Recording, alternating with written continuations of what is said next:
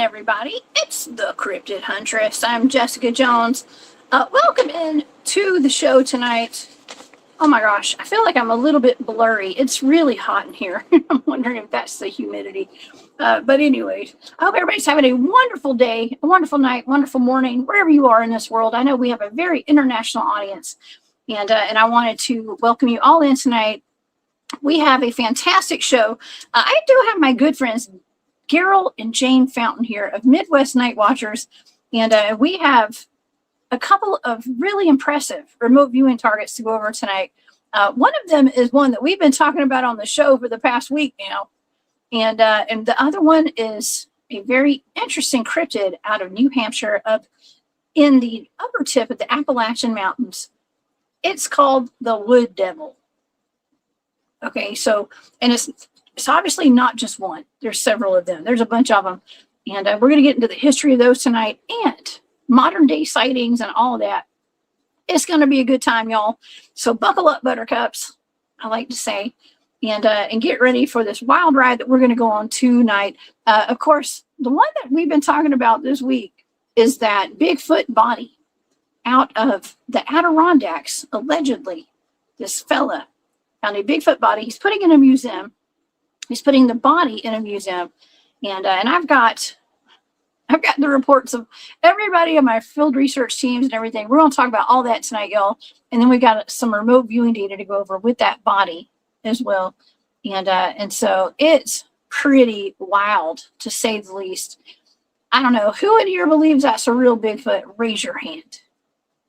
Okay. But anyways, it's going to be fun tonight. So if you guys would like to check out all the remote viewing data for these targets tonight, you can go over to my Patreon and become a member. I put all the actual data there, the raw data, all the pages that I'm writing on and stuff, they all go in there. We have 2 targets tonight, and I also put the Luska in there as well.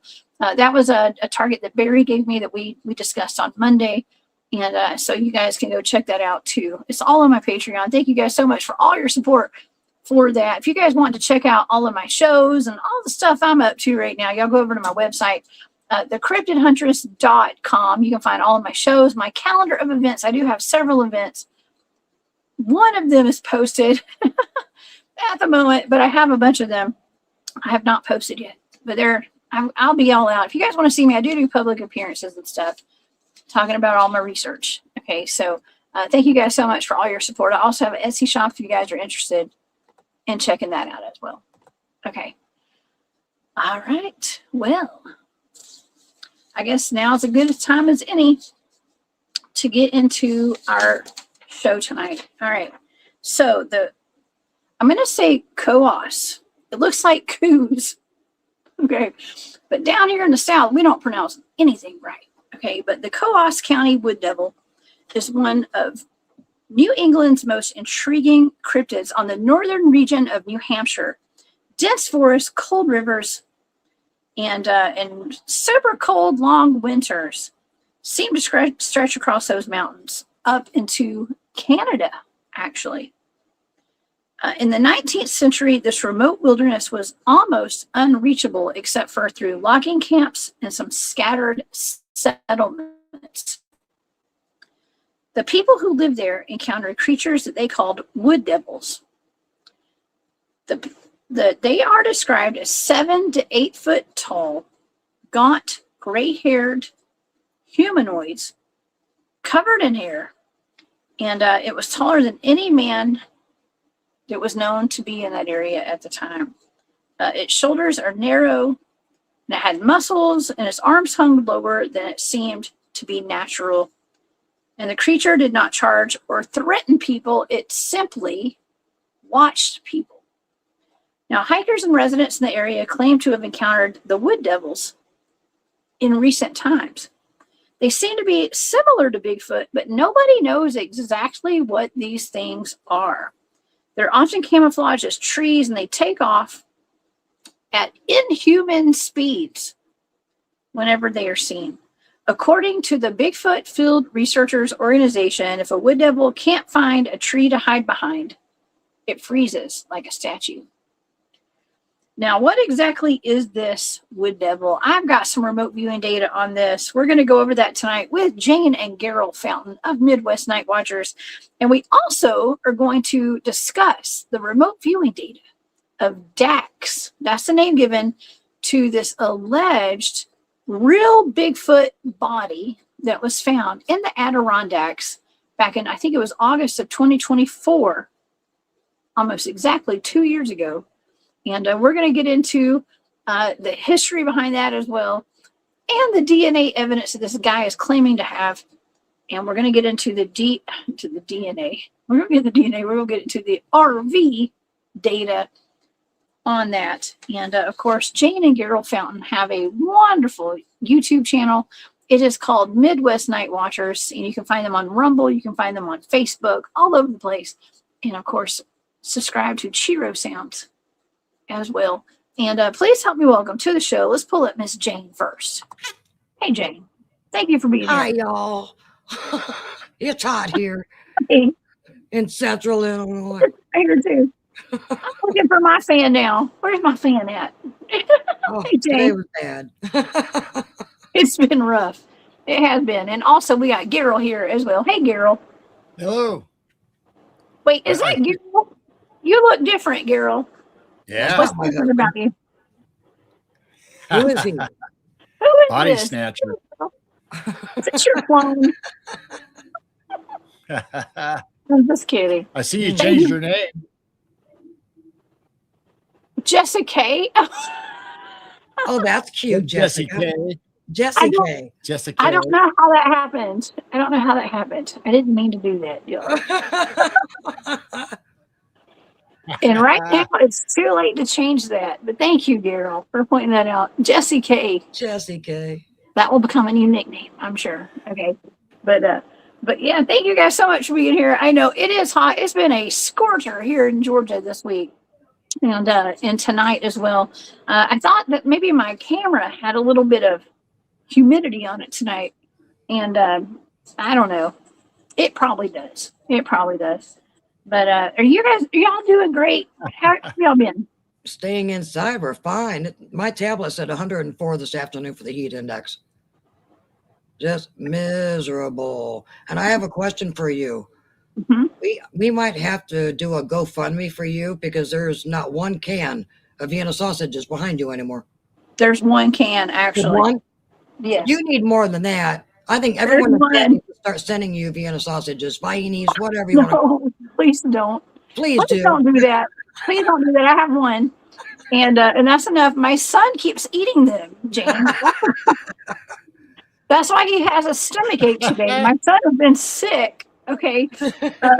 He has a little stomach virus, and it's probably from eating these things. Okay. So just saying. Right. Well, they are usually on the top shelf. I got worried there for a while. I only have one. Actually, I have more put away somewhere, but my son keeps coming over and eating them. So yeah. At least it's not potted possum. Yeah. Okay. Am I freezing? Am I freezing up? No, you look good Am to I me. freezing? I think there might be a slight delay between you and me, which is kind of weird because I'm hearing your speaker a little. There's a delay between our speakers down here. No, All right. no, you guys are both perfect. You're not All right. delayed anything here. You're good. Yeah, we're doing good.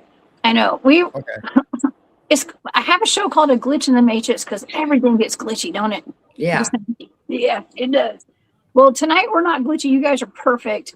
And we have a perfect couple of targets tonight. Now, Gerald, you had sent me some pictures of that Dax. Okay, Dax, the Bigfoot body that was found.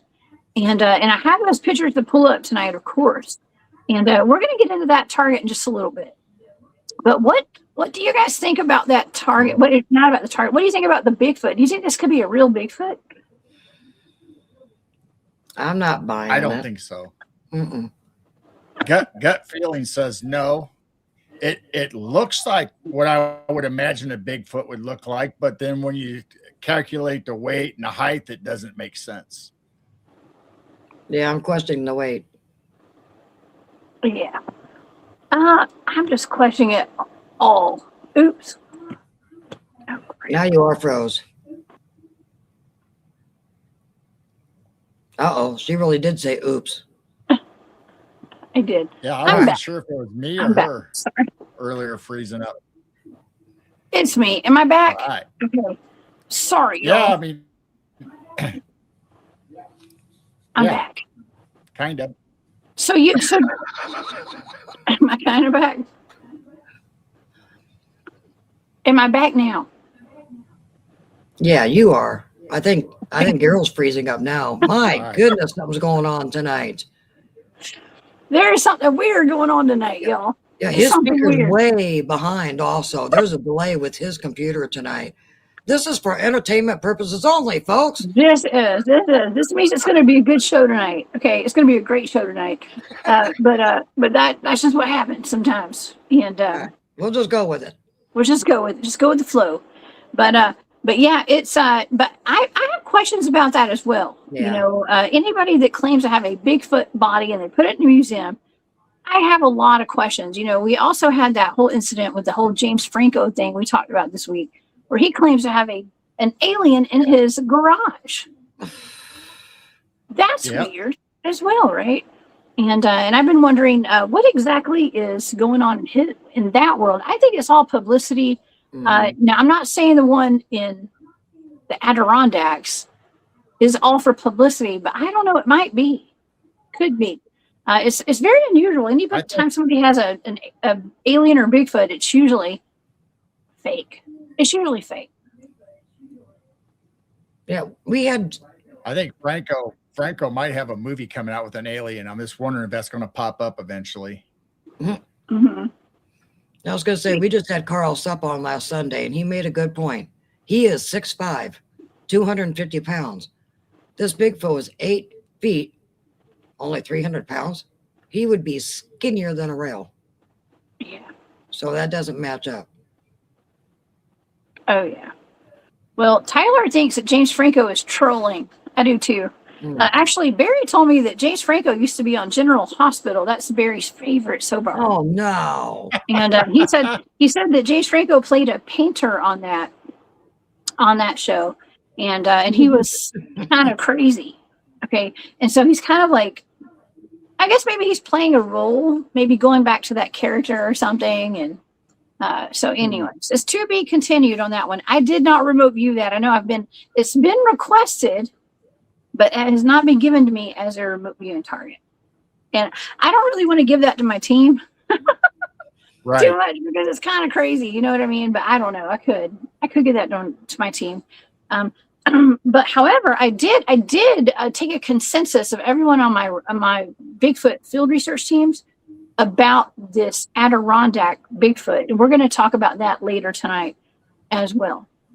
Okay, because I got some pretty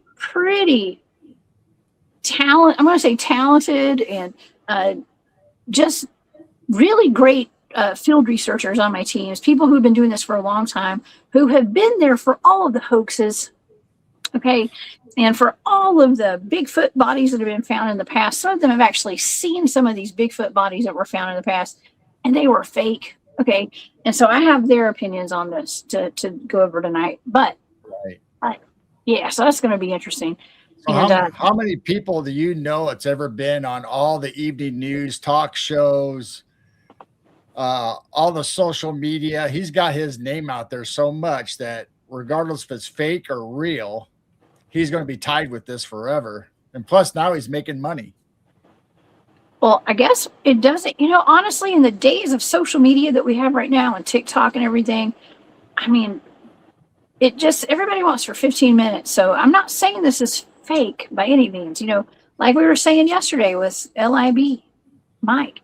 We were saying, we don't want to, throw the baby out with the bathwater and say, oh, just accuse this guy of being a hoaxer.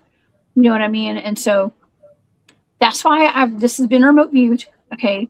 But also it's like, he's got a lot of famous people behind him. And so that's a red flag to me. Right. You know what I mean? That's a red flag. When William Shatner is narrating your museum, that's a red flag. But I don't know. It's just my opinion on that. Well, if they got the body, why aren't they doing DNA testing of the hairs and stuff? They have. They have. They did. Well, that's what he claims. He said, I think it's Cornell University has done some DNA testing on it, and they found it was like over half Neanderthal, and then 40-something% human, is what he says. So, and he actually is asking people to come to the museum to do their own research on it. So, like I said, we got our own remote viewing data on it. And so I figured first, let's go over these wood devils. Okay. I would really like to talk about these wood devils. This is something that's not brand new to me. I've heard of wood devils. I've heard of the devil monkeys as well. And it turns out the devil monkeys come from the same state as the wood devils. Oh. I know, right? It's wild. And so these things go back to the 19th century. That's the 1800s. Lumberjacks were actually encountering these things, and they're not small by any means. Some people wonder, are they Bigfoots? They almost sound like a pale crawler or something like that. They don't sound like a Bigfoot because they're so tall and skinny. They're super skinny. And they actually blend into the trees. Now, are you guys familiar at all with the wood devils? No, but I've heard of them. What you explained reminded me of like a white walker or something. Yes. Or night walker. Well, supposedly they're 7 to 9 feet tall, like you said. They're real slender for their build. And they have like maybe almost like an elongated stout. And Some of them do. They have like a grayish, sometimes tan fur, so they can hide really well in the brush and in behind trees. Yes, they blend into their environment very well. They are definitely camouflaged. And I have this. I found this online today. I don't know exactly who this came from. Okay, so I can't give full credit. Now, I wanted to show the cryptids. These are the most popular cryptids out of New Hampshire. We have the Dublin lake monster, the devil monkey of Danbury, the Derry fairy, a cougar sighting, gray wolf sightings, Bigfoot sightings, and wood devil stories out of Coos County, and a flea monster. I don't know what a flea monster is. I'm gonna have to look into that one. Wow. But this is up there in New England, which they have look at all the cryptids, y'all. There's a lot of cryptids up there. Yeah. Including, dogmen, werewolves, frogmen. They have Bigfoots. They actually have frogmen up there in, what is that, Maryland, Massachusetts. But Jane, you had mentioned something really interesting. You had mentioned the Bridgewater Triangle. Yep. Okay, That's what's up in that the area. Bridgewater Triangle, y'all? There's all kinds of crazy, weird stuff going on in that place. I think of all triangles, but there's a lot of strange stories coming out of the Bridgewater Triangle. Yeah, everything from cryptids to UFO, aliens, 411 missing reports. Well, let's pull up a map of what people call the Bridgewater Triangle. And let's see. So I've actually remote viewed the Bridgewater Triangle as well, and I thought about doing that for the show today, and then I backed out and decided to do the wood devils instead. But we'll go over this one in the future, okay, with the data on this. But they have Bigfoot sightings, Thunderbird sightings. What does that say? Camp Titicut? I don't know what that is. UFO sightings. The Freetown State Forest and Capicut Road. Lots of, what does it say? The Red-Headed Hitchhiker. Okay. There's a state hospital, the Wheaton College, Stonehill College, Melrose Cemetery. All this is within this little triangle right there. Wow. Okay. That's a lot. And let's see what area does this cover? Bridgewater. Okay. Is that in Massachusetts? Like, where is this? I don't even know. This is New Hampshire somewhere. It is somewhere. Let's look. Might cover a couple states. I'm not sure. I know it's big. It says New York's Providence. It goes to Providence, Rhode Island, right there to. I don't know. I can't even see y'all. I have no idea. Well, anyways. Oh, here's another map. Let's just pull up maps so we find it. Yeah. This was given to me as a remote viewing target a long time ago. A 200 square mile swath that some believe to be the center of weird and inexplicable sightings in New England. And it pretty much shows the same stuff on that first map that we just saw. So, okay. Well, that's the Bridgewater Triangle. And tonight we are actually going to be talking about some cryptids in the area. Ooh.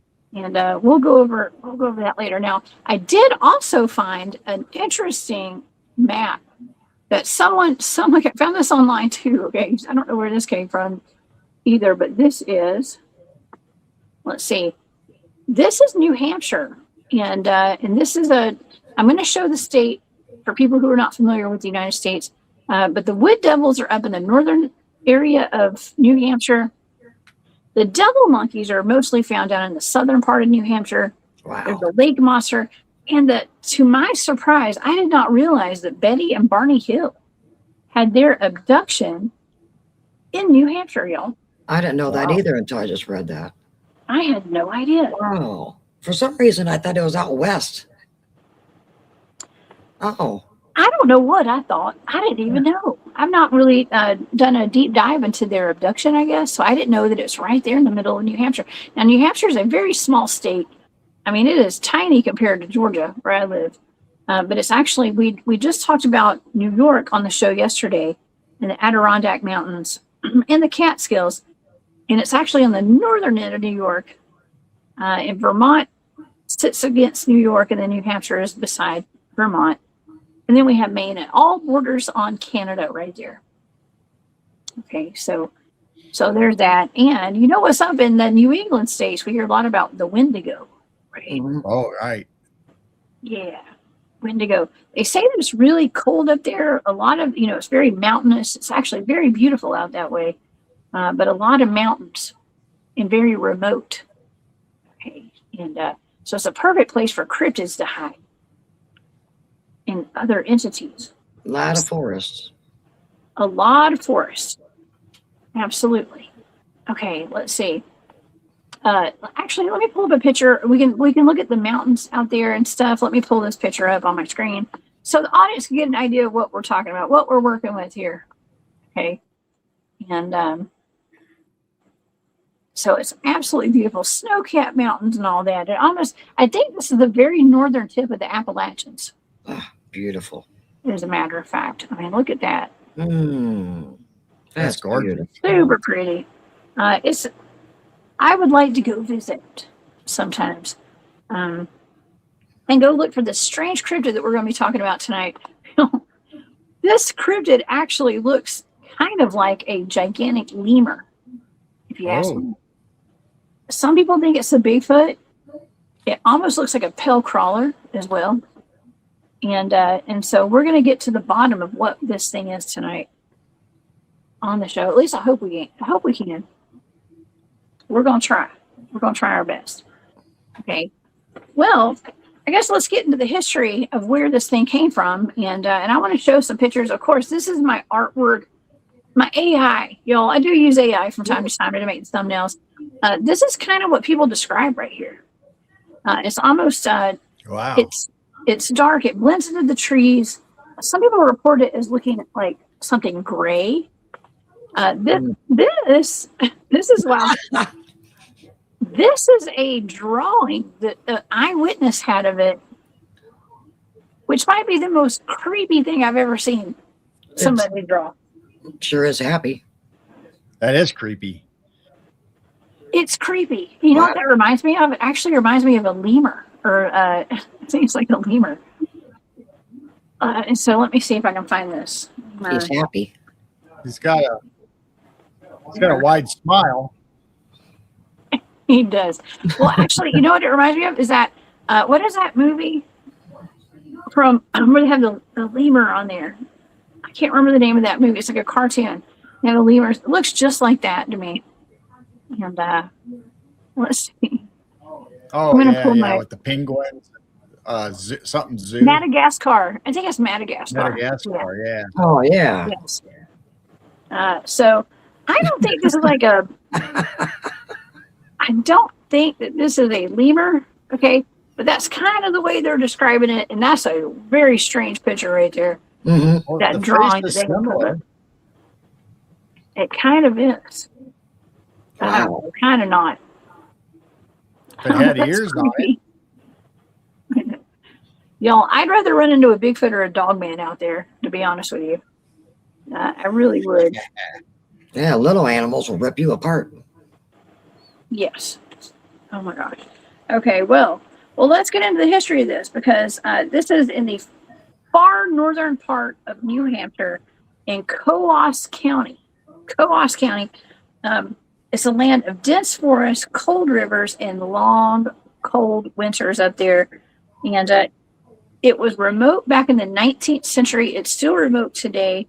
And the only kind of activity or people living out there back in the 19th century, the 1800s, were small logging camps up there and scattered settlements.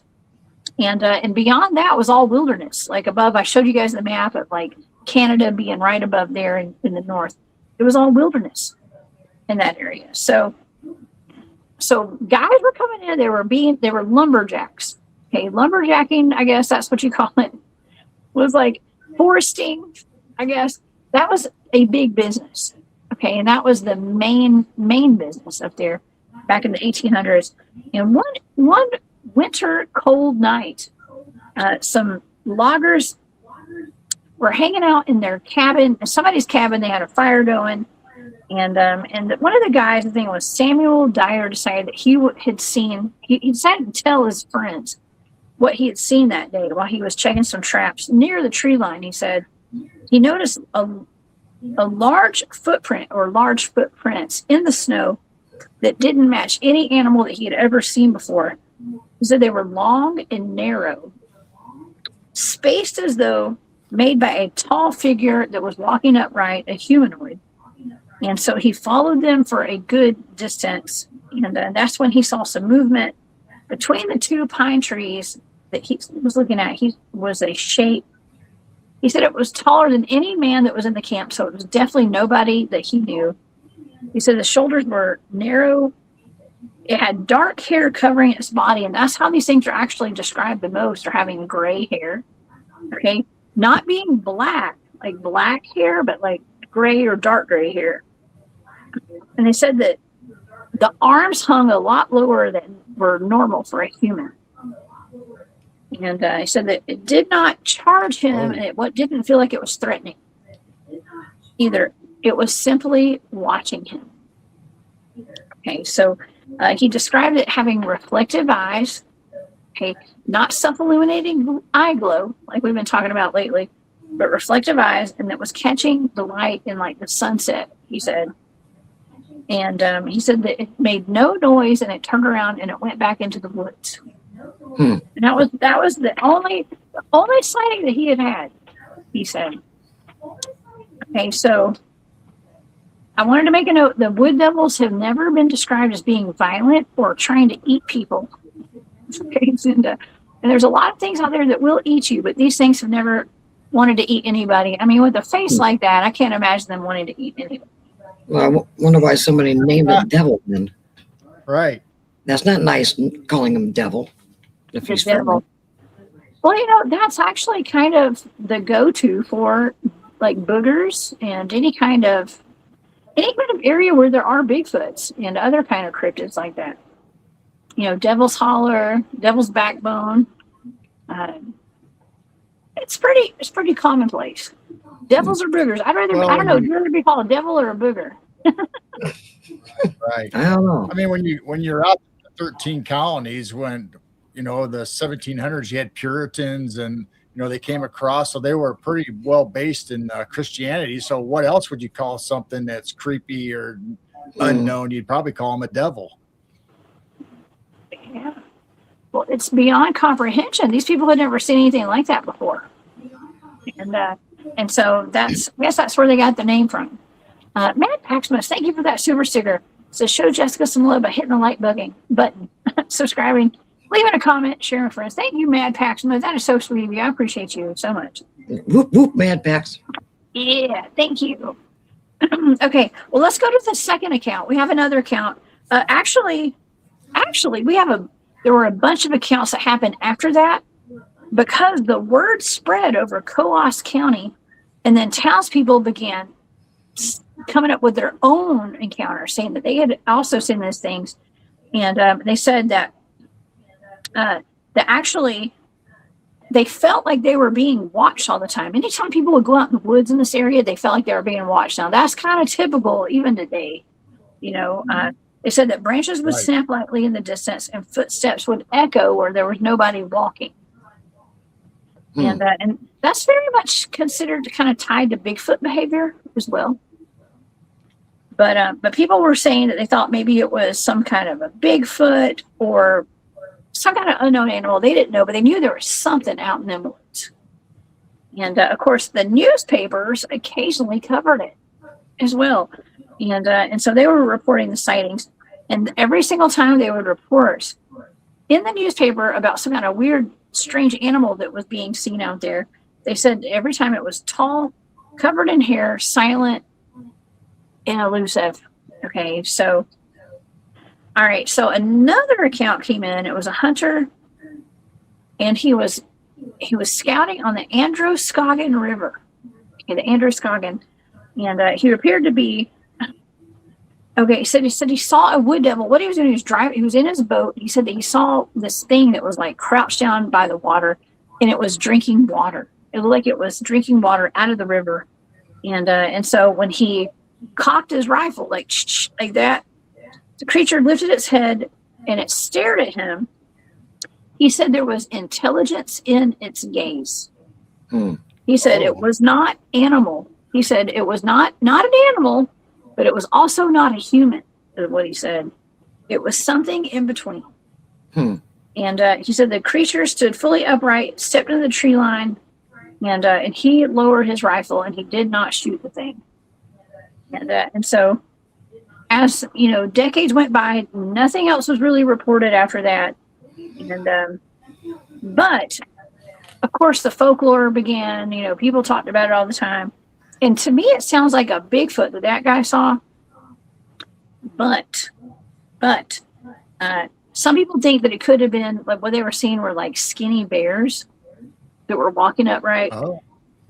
Or maybe like men that were in the forest that had gone to get away from society as well, like hermits and stuff. So they thought maybe it was that. But nobody knew. And today, it's still one of the most forested regions in New Hampshire. There's still so much forest out there. And hikers will report, there's a lot of hiking trails and stuff up there. And hikers report really odd stuff going on deep within the woods. And it's mostly feeling like they're being watched and seeing like weird footprints that kind of disappear into nowhere, which is very typical of Bigfoot activity as well, by the way. But yeah, they say it's a silent kind of a creature. They say that it hops from tree to tree like really fast. And the BFRO reports, there's actually, if you go to the BFRO.net, you can look up wood devils on there. And they actually say that like they don't, if they get caught, like if you see them, people will say that if you see them, then they're like they got caught like a deer in the headlights. And so they stand still and they look like a tree, and you can't tell the difference between them and a tree. Wow. That actually makes me think, y'all, because we talk about all the time about how Bigfoots are trees and trees can be Bigfoot. Like trees, stumps, and trees are portals. Well, what if this is what's going on here? And they're able to camouflage so well that we could walk right by them and then we think they're a tree. Right. I wonder about that. So very possible. We always think of elementals, being in the trees and governing what the portals do and don't. Maybe it's the wood devils or the species or entities that are in the trees or open to portals. Yeah, it could be. Yeah. Well, I don't know. I think that they're just really good at camouflage, apparently. And so that could be what's going on here. But they could be Bigfoot. But then again, I don't know. I don't hear about Bigfoots being that skinny. Right. We hear about them being tall, And I have some representations here of what people think they look like. And I showed you the picture, which looks like a weird, creepy lemur from Madagascar. Okay, that movie. But we also have stuff like this. You know, when you put it into like AI and stuff, like they usually end up showing you stuff that looks like a devil. Okay, but these are some other representations. It just looks like a very skinny Bigfoot to me. And dare I say, they could look similar to what people would consider to be like a Wendigo as well, but they're not violent. So there's that. Mhm. So they're not that. Could be. Okay. So we have some remote viewing data. And I guess we can go over the remote viewing data right now. You know, I love places like this. It's like where my teams love to go and do our research. It's places where there's an intersection of high strangeness right there. And going back to this map, not that map. Let's go to the next one. Let's go to that one. Alien abductions, lake monsters, devil monkeys, and the woods devils. And many other cryptids like we showed a while ago up there. This is my kind of a spot, you know.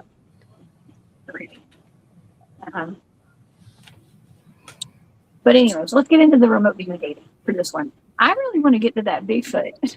Mhm. Yeah. But let's get into this. Okay, so for the Coos County Wood Devils, this is the remote viewing data for this. And people have always wondered, is this a Bigfoot? Is it a wandering man? What I call it, a hermit or something? Is it a hermit? What could this be? We're going to find out right now, y'all.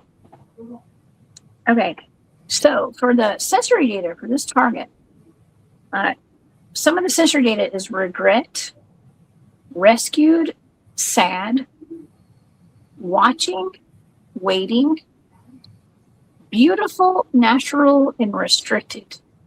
And some of the analytic overlay. This is pretty interesting, right? Because I kept coming up with a lot of time data. Okay, time, like borrowed time. Too much time on my hands. So I wrote down. And I got time waits for no man. Like it was a whole bunch of time data. Like what is going on with this time stuff? Night Gazer thinks it's a feral human. Okay. Well, I can tell you, it's definitely somebody who has a lot of time on their hands to do whatever they want to do. But I wrote streamline was part of the data. Danger zone. I was definitely picking up on a forest, and I thought I was looking like a map. I wrote down mapped out, and then the data is really interesting because I wrote down surveillance, the watchers, watch and wait, and hurry up and wait was part of it. So it was a lot of time and a lot of waiting. Okay, watch and wait, and I actually drew what I thought was like a map of like trees or like a forest or something. So I guess I was like trying to pinpoint the area where I was at. But this is weird because I wrote down something that I didn't understand what this means. It said the eyes and ears of God. Oh, Eyes and ears of God. What in the world could that be? Okay. Unless they're watchers for God, watchers of the forest for God. Well, that's what I was wondering. I'm like, what? I've always kind of wondered that they're protectors of the forest, and especially if they're considered part of Esau, that would be some God creations. Oh, that's an interesting data. Oh. Yeah. I mean, he's always hiding behind the trees, and he is watching. And he doesn't, like you say, he doesn't attack anybody, doesn't rush anybody, want to harm anybody. So maybe he is part of the watchers. Right. Maybe he's supposed to keep an eye out in case somebody finds the source to the triangle. Maybe there's some kind of vortex or some kind of portal there in the triangle that he's in charge of to watch over. Watching over portals. Yeah. Yeah, that's actually a good observation. For sure. Okay, well, it says it's a whole lot of time data and like having a lot of time on their hands to do stuff. Like time doesn't mean anything to whatever this is. That's the conclusion that I came to, is like time doesn't mean anything to whatever this is. Time is not a thing for them. And also I think there's something to do with their surveillance. They're surveilling through their eyes, watching people, watching the environment. I don't know. I mean, it could be some sort of what is that thing that Barry and I talked about? It was like the sphere network or something. Like, how do we know that some of these cryptids aren't here for a reason, for like surveillance of the national forest and the parks, things like that? I mean, I know that sounds kind of weird, right? But maybe they're here just to be watchers. Maybe It's not for some kind of government agency. Maybe it is for something spiritual or alien. Could be alien. Could be alien. Actually, I think alien might come up in the data. Here in just a minute. Okay, so that's the first page. That's stages 1 through 3 of the data. And we're going to get into stage 4. And this is really cool because and Marty says a watcher. Yes, I think they're a watcher. That's what's in the data, a watcher. Okay, and that could be like in a biblical sense. It could just be that they're watching for aliens. I mean, who knows? Okay, so some of the sensory data, I wrote down surprise. And then from an analytic overlay, I wrote down non-threatening and non-lethal. Observing the environment was in my data. I was picking up on some other like sensory data, like the area. I was kind of like honing on like where I was and like being in a forest and it was like open and stuff. I actually wrote down receipts. So it's observing the environment, getting receipts. What is it getting receipts on, y'all? Okay. And I wrote down serene and quiet, and then I wrote down analytic overlay. I wrote gentle giant. Okay, a gentle giant. And I wrote down I picked up on like a being in the environment, like some kind of whatever I was remote viewing was I wrote down being. I wrote down animal, humanoid, Bigfoot like, and then I wrote alien nature, and then I closed the target down. I just closed the target after that.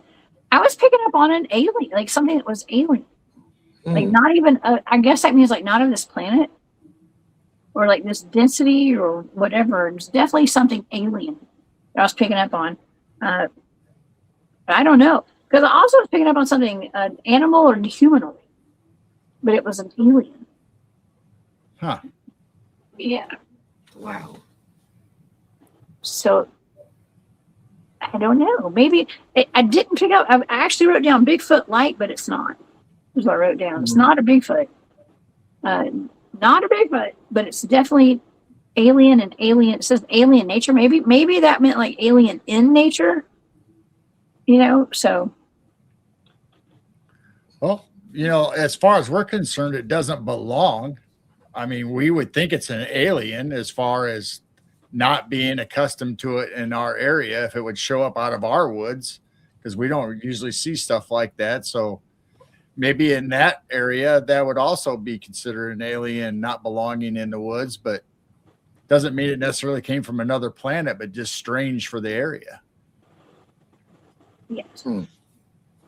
Well, Gene says was an alien or controlled by aliens. Well, listen, Bigfoots work with aliens and are controlled by aliens, I believe.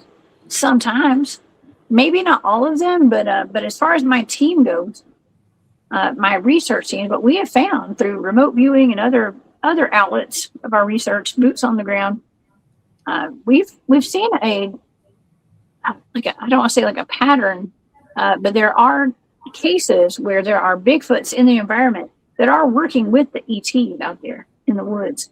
And there's that one case, I know Craig, I didn't talk about this publicly ever. Then my friend Craig came on the show and he talked about it, and he was saying, so I blame Craig. It's all Craig's fault. Okay, but anyway, he was talking about how it got real weird with the Bigfoot research, and he kind of like gave up on figuring out what Bigfoot is because it got so strange out there in the field. he's looking for a monkey in the woods. But then we've got aliens out there that they've planted boxes in the woods, camouflaged in tree stumps, and the Bigfoots are going out there and hitting a button, so that every time they hit this button, they can go eat. Okay, but that was part of my team's research that we were doing out there, and observing that. So there is some sort of an alien Bigfoot connection for sure. Well, look at Chewbacca. He was on a ship. Yeah. And I think there is connections to people actually seeing some type of Bigfoot or something during abductions. So maybe they get captured and, pretty much trained and this and that. And then you got the wild ones that are in the forest trying not to get captured by them. That would make sense. Yes. Yes. These are some great we have some great comments tonight. And so Maximus, what's up, Max? Always, though both can be associated rarely with other specific things, some of those can be so outlandish. There's a lot of things that we don't know, okay, about what's going on. I don't know nothing. And I've been researching boots on the ground for many years, almost 2 decades now. Okay. And we know nothing. we don't know nothing. I don't care what anybody says. Right. I see so many experts out there, and they don't know nothing. And that's why some people drop out of researching, because we don't know. Right. We're never going to know. Even if it is related to Bigfoot, we can't specifically say it's a Bigfoot. I mean, it might be another species. It might be X percent, in line with Bigfoot DNA, but it also might have other DNA and plus human DNA in it. So it might not even be a Bigfoot species, but close enough to be considered one. What about a shapeshifter that shifted into a Bigfoot and it wasn't even a Bigfoot in the first place? Yeah. Oh, Yeah, like an entity of some sort. Right. We got those all in the Appalachians. Got to remember, this is the top tip of the Appalachians, where those are it's the oldest mountain range in the world, and there's all sorts of strange stuff. We talk about it all the time. I'm doing all my research, most of my research in the Appalachians down here in the South, and it's never ending. There's so much stuff out there. And new stuff every day we're discovering. Denise, thank you for this comment. Denise says Bigfoots are in the book of the Law of One, and they are from a planet Maldek. And why could this one come from another planet as well? Absolutely, I've heard that before. And I have some friends. Nick Sylvester comes on the show. He talks about the Law of One, and Bryce as well. They say they do come from another planet. Some people believe that Bigfoots are the originators, like the original beings on this planet as well. So we can have a lot of different conversations about this. Mm-hmm. But it could have been dropped off and just left here. Maybe it was an outcast. That's why he's talking about through time. an open portal, and then the portal closed, and now it's on its own, wandering through the woods, trying to protect itself, not knowing about us or how this planet works. That's so kind of like observing. Yeah, you said some words similar at that beginning, the time and waiting. And, it's like, okay, should I just sit here and see if somebody comes and rescues me? yes. Well, they're just watching. We also, I love talking about that movie. What is that movie? Fallen, with Denzel Washington. And it's like body jumping and stuff. And like people you can see. It's like I hate to say this, it's almost like a demon, right? It's like jumping from body to body, but it's seen through these people's eyes. And I'm not thinking that these are demons. I'm not thinking that at all. Okay. That's not, what was that data? It said the eyes and ears of God. That was in my data. Oh, that's weird. Okay. Eyes and ears. The eyes and ears. So I don't know. Maybe there are what defines a watcher? Okay. What is the definition of a watcher? What is the biblical definition of that? Do y'all know? I think the Watchers were from the fallen angels, right? They were called, the fallen angels were called the Watchers. Okay, let's look it up. Okay, because I want to know exactly, because that was a big part of this data right here. There's got to be good Watchers out there, though, and that's what I'm kind of looking at. Okay. Well, it says the Watchers are a class of angelic beings mentioned in the Bible, particularly in the book of Daniel and the book of Enoch. They're often depicted as holy angels who observe humanity. Oh, But some became rebellious and interacted with humans, leading to significant consequences, including the birth of the Nephilim. Yes, they decided to get freaky with the people and the dogs, whatever else. So, but that's terrible. and I'd say watchers are probably good, but some of them fell, so I don't think they would be considered the good watchers anymore. Right. Oh, that's interesting. They probably still call themselves watchers. They twisted it around. Yeah. Well, so there's many references to the watchers, and this, okay, y'all, I got to tell you, this comes up in my data quite often with these cryptids. I remember one of the most prominent ones that I can recall was with D.A. Roberts had tasked me with that creature that was in the background of his video that he had made. Like somebody had pointed out, like there was some weird creature in the background at Joe Bald Recreation Area in Missouri. And that data for whatever that thing was in that video, it was a watcher. And, Wow. and it looked like it's something either between a goat man or a dog man in that video. He thought it was a dog man, but it was definitely a watcher. It was actually guarding the area, according to the data. Okay, so guarding. Now, that's what a lot of these cryptids are. That's, with the dog men, with the Bigfoots, we always hear there's some in there, right? By curses or blessings. This refers to both good and bad watchers. Yeah. I don't know. So I think even the that's, Superstition Mountains, the Native Americans said they had watchers there. So is it the same beings, different beings? yeah. Well, see, Denise says the book one does talk about why they are here. I think their planet was destroyed and they're paying off some kind of karma. Could be. And man Paximus, once they fell, they are no longer watchers, but the holy watchers remain to this day. Okay. So there's just a whole bunch of different watchers. I like to think, like, listen, if the aliens and the ETs are like in my data, I think that they're watching for the ETs or something. That's what I think. All roads lead back to the ETs. Okay, and that is what my team has deduced. and what the head of my one team has always said: all roads lead back to ET. And I think this is an ET of some way, of some sort, as well. So, yeah. Who watches the watchers? Who watches the watchers? That's a great question, Kira. Now, is there any reports of the wood devils outside of the triangle, or are they only in that the Bridgewater Triangle? Oh, good question.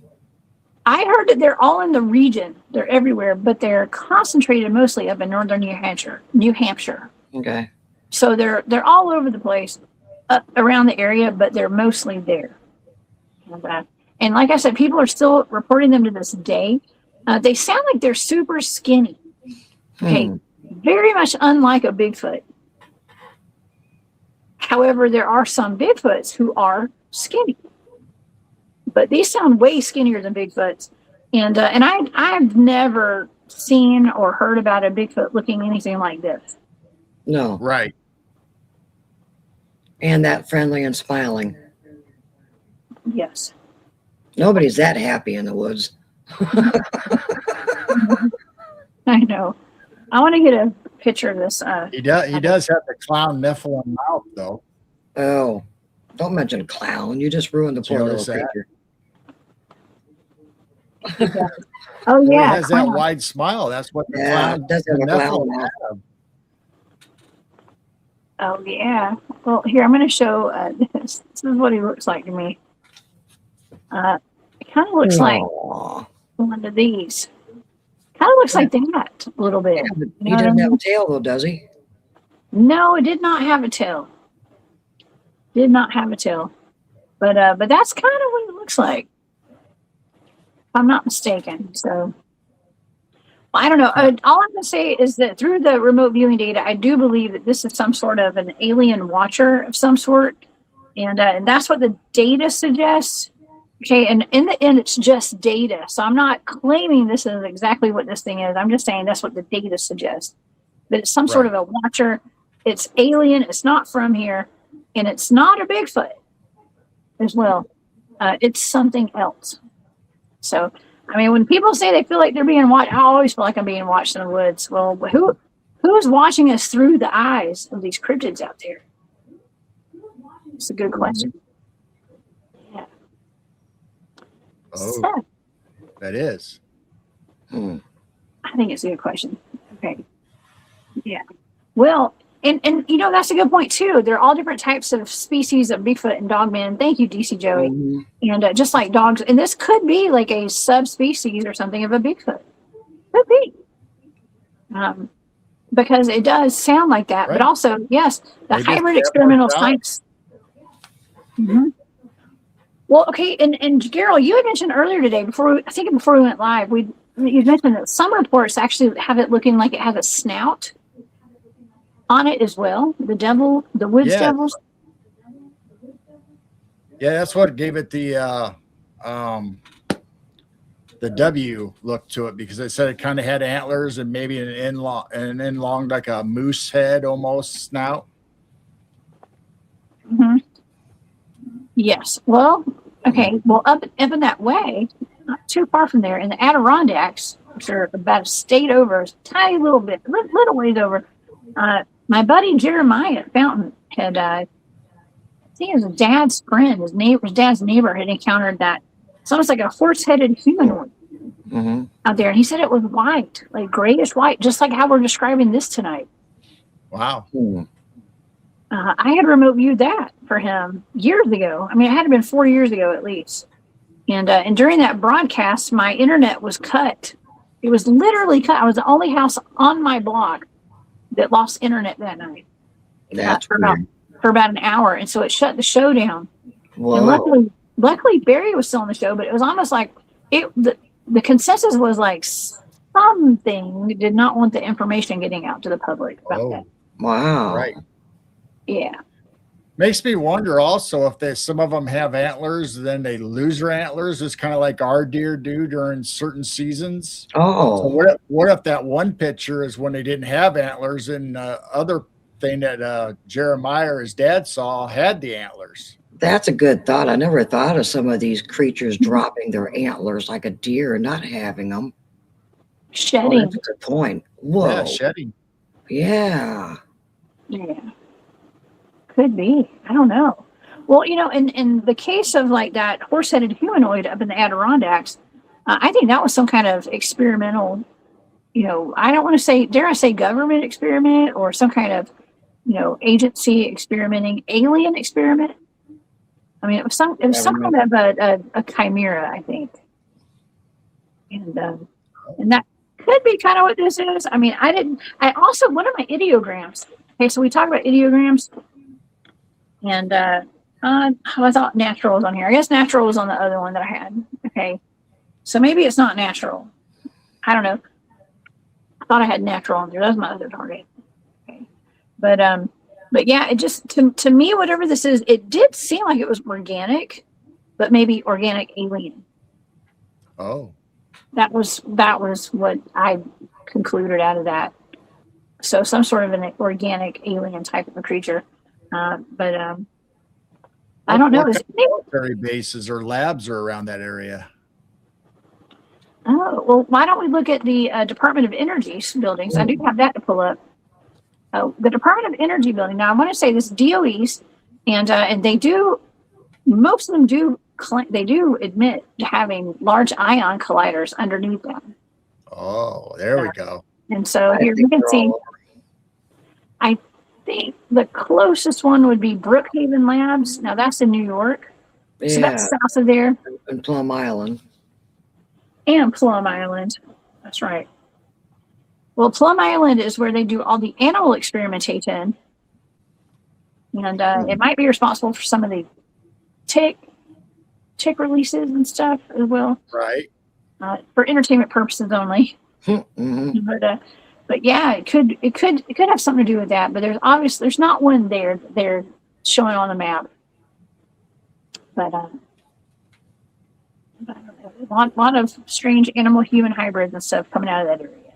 So you just don't know what's underground I mean, That's there's probably true. so many underground military bases. We have no idea, especially in these triangle areas. But also these reports go all the way back to the 1800s. So, all these Department of Energy buildings weren't there back in the 1800s and stuff. Right.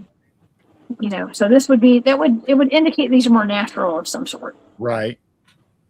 Or organic, I guess would be the right word. So yeah. I don't know. I think it's really cool. I mean, to have something that would be like super skinny, they say that normally when people see them, they honestly see something out of the corner of their eye, and then they look and there's nothing there. Right. And so the way that they're described is like they go and they blend into the tree or they become a tree. They look like a tree, and you can't tell the difference between them and a tree. Well, maybe since you said all this stuff about time and all the information you had, maybe they can slip in and out of our dimension. Mm-hmm. Yes, and looking back on that, you think about like the Fort Pierce, Florida dogman and stuff. You remember there was a guy named Blue that was on Facebook Live, and he's looking out his back door. He's like, I saw this thing back there, and I think he described it like a werewolf or a dogman. And then he's got the camera pointed outside his door, and then you see this thing fly through. It's almost like it didn't look real, almost, but it was. It was on Facebook Live. And it was something that was moving almost ghostly, and it looked like a werewolf. Yeah, and they say, some people say that like that's why we don't see some of these cryptids sometimes, because they're moving so fast. They have to slow down for us to see them. Right. Yes. So if just take the comic book hero, the Flash, that he was so fast that he was able to manipulate time and matter and all that. So that's why he was going super fast. Everybody else is going slow motion. So maybe that's what's happening with these cryptids. Yes. And Gene has a great point too. I was just reading that. Yeah. Gene, that is fantastic. I love our audience, y'all. Thank you, Gene. Gene says, you have to remember that the area was supposed to be where many witch families lived. Could even be from satanic rituals of opening portals. Mm-hmm. Right. That whole area is weird. Yeah. Oh man, that's true. Where were the Salem witch trial? That's Massachusetts. Massachusetts, very close. Yeah. Just south of there, they had the witch trials. Now we often say the witch trials were because it was just these people weren't actually witches. They had gifts. It was a witch hunt, so to speak. But there's a lot of occult activity up there today, for sure. Wow, that's really interesting. Okay. Well, very cool. Well, I don't know. I would love to know if anybody in the audience has ever seen one of these wood devils, and not to be confused with the devil monkeys. Okay, Right. the devil. They have devil monkeys in the same place too. What are the odds of like one state having two cryptids that are devils? Right. Yeah, one being cute and smiley. And a lemur kind of looks like a monkey, so maybe they're related to the devil monkeys. There is similarity. Well, the devil monkeys are actually quite small, I believe. And because I know Barry and I have talked about those before, and they're actually small in stature compared to that. Here, I'll pull up let's pull these up real quick, and we'll look at what a devil monkey is. They seem pretty violent. Oh. Wasn't it the meerkat video that they did backwards and everyone thought they were dinosaurs and they were meerkats? Yeah. Yeah. Yes. Oh yeah, that's just like there's a viral video going around of people are claiming to be puckwudgies in somebody's yard, but they're actually skunk tails, I think. It's like skunks. No. Yeah. There's that. Then I've got creatures and cryptids in my backyard every single night. You do. Just play it backwards, okay? And so the devil monkey, here's a website. This is the cryptidindex.com, the devil monkey. That's a devil monkey. They are aggressive. And it says they're described as primate-like creatures standing between 4 and 6 feet tall. It's said to have a muscular, compact build, powerful legs, long, powerful legs, and it leaps all over the place, has prominent fangs and glowing red or yellow eyes. Red or yellow? Yeah, it has dark brown, black fur, and it usually looks like a baboon. Okay. Now I've actually heard about these things being a lot smaller than this. So that's wild. I thought they were a lot smaller. I thought they were on like 3 feet tall, maybe or so. But That picture looked like Sasquatch with a tail. it did. It did. Let's look at some pictures. We'll show some images to the audience. Oh. This is what I remember seeing right here. Oh, that's different. Yeah. Yes. And they jump down from the trees at you and stuff. Here's one. Ew. That's the devil monkey right there. Ew. Wow. Any of them have wings? Flying monkeys. They could. Wizard of Oz. Oh, yeah. Well, they look like a baboon. Like, look out. That's scary right there. Look at those teeth. Right. Yeah, you probably don't want to run into that in the middle of the night. Just saying. But, yeah. Gene, that is a gremlin reminder. Don't feed them after midnight. Yeah, definitely don't. That's similar to what they're described as looking like right there. Devil monkeys. And so, yeah. Let's see. I don't think I've ever heard of wood devils. That's so different. Oh. Yeah, Thank Mad you, Pax Mad did it twice. Ooh. Yeah, thank you, Mad Pax. Yeah, thank you, Mad Pax. Jessica, we thank you for your time, your hard work, and dedication. Thank you so much, Mad Pax. I appreciate you so much. That is very kind of you. Thank you for your support. I appreciate that. Yeah, I'm just over here having fun. So We're just thinking out loud. We have no idea what we're talking about. that's what I say every day. Exactly. But yeah. Well, if I could just bring some of this cool data to everybody too, and just share the information out there. It's like I say, it's just data. It doesn't mean that this is the word and the law here. But I do appreciate that, and I enjoy it. Okay. Well, let's get into the second one tonight. Okay. Yeah. All right. This is actually really interesting. And so, Gero, you had sent me some pictures a couple of days ago, about a week ago, right? Last week. And it was this fella named Snake. And I've given him a lot of airtime on my show this week. A lot of people have. Snake the Bigfoot hunter. The Bigfoot hunter. And so, but he claims that he was just like out camping, correct? He was out camping and he smelled something weird and he went to go check it out. I mean, he stumbled across a Bigfoot that was dead. Right. I don't know. What are the odds? The odds of that are very slim. Okay. Very slim. Out of so many years of people researching and sightings, you don't usually find a body. And I don't know anything for real. I'm not an expert, but I've always felt that we won't find a body, that they take care of their own bodies. Yes. And that's why we can't find them, because they already grabbed them and took care of their own. That's just, I've always felt that. I may be wrong. I just sense that we're not going to find a body because they hurry and grab, just like a deer. How fast do they grab a deer after a hunter gets them? I think they grab their own also and take care of their bodies, and we're not going to be able to find one. That's just my thoughts. Right. I agree with that. Well, okay, I want to preface all this by saying I want to give a shout out to everybody on my teams, my Bigfoot teams and stuff.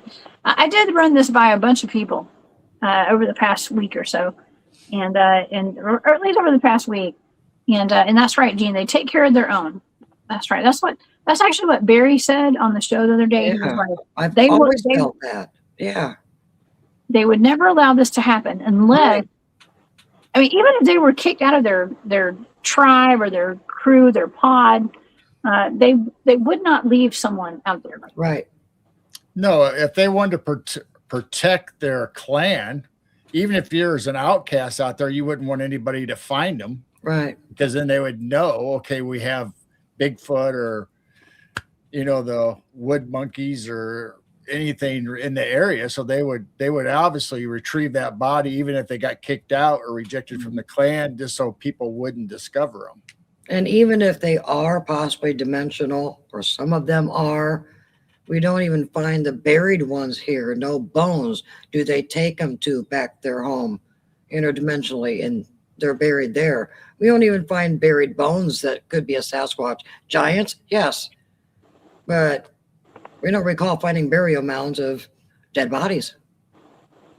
So either they take care of them their own, or interdimensionally or something. Mm-hmm. Yes, I agree with that. Not one single person, not one, and I asked a bunch of people, not one single person believes that this is real. Right. Nobody. And I was talking with people who've been Bigfooting for decades and decades and decades. Okay. Not to say it's not real, but I'm just saying that was a consensus. So this is not real. Right. But okay. So back in, I think it was August, take this down. August of 2024, this fella claimed to have found a Bigfoot body. And this is him. Let's give him a little airtime here. Charles Snake Stewart claims to have found the decomposing remains of an 8-foot tall, 300-pound Bigfoot in Adirondack Park in upstate New York in 2024. And he says recent DNA testing shows it to be 58.5% Neanderthal mixed with 41.5% human. Okay, so and I actually had that report pulled up the other day on the show. We pulled it up, and it looked like a legit report. Okay, and it says that what is it, from Cornell University, I believe, is what he said it was from. And I also did mention that he had William Shatner narrating the story and the history behind this thing for his museum, because he does have a museum where he has this body, and they're going to be displaying this thing from like the end of July through August, I believe. It says that he's actively seeking researchers to examine the specimen. However, he faces skepticism and accusations of hoaxing from some in the scientific community and the Bigfoot research circles.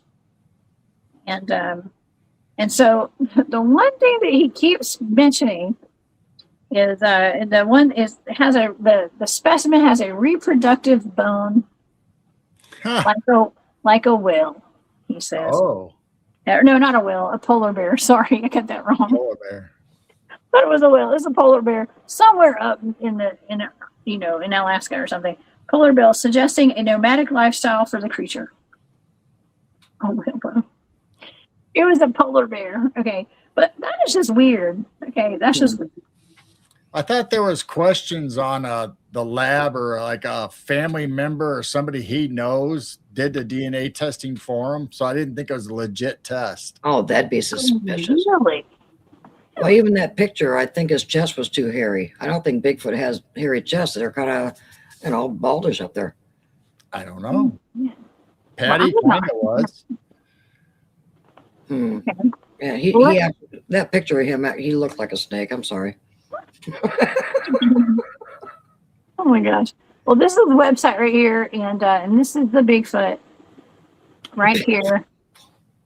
Oh. That's it.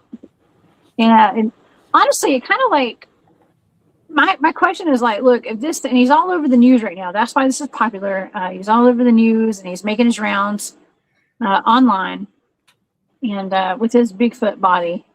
I mean, we've seen this before, y'all. Okay, back in the day, we had a guy out of North Georgia, I believe, that Rick Dyer, I think, who claimed that he had a Bigfoot body in a freezer. Right. Right. Was it David Kane said his father had 8 Bigfoot and they kept them in freezers? Ooh, I don't know. It sounds interesting. It don't look right. Yeah, that's it. Do you see 6 fingers? 4. I just Or see 5. right there. Yeah, I only see 4, and there's probably a thumb right there. So, well, here we got other pictures right here. We have this. This is where it's in the grass as well. So it says the Cornell analysis. So Cornell University. That's it. Cornell University. The claims that it is the archaic DNA likely came from a highly distinct familial line that dodged the genetic bottlenecks modern humans went through during or after the Ice Age. Okay. So Cornell University. The hair looks way off to me. It looks curly or something. That's, even the ice man that they found up in the Himalayas frozen in a block of ice didn't look like this, and he was pre-civilization as far as modern civilization. Mm-hmm. He didn't look anything like this.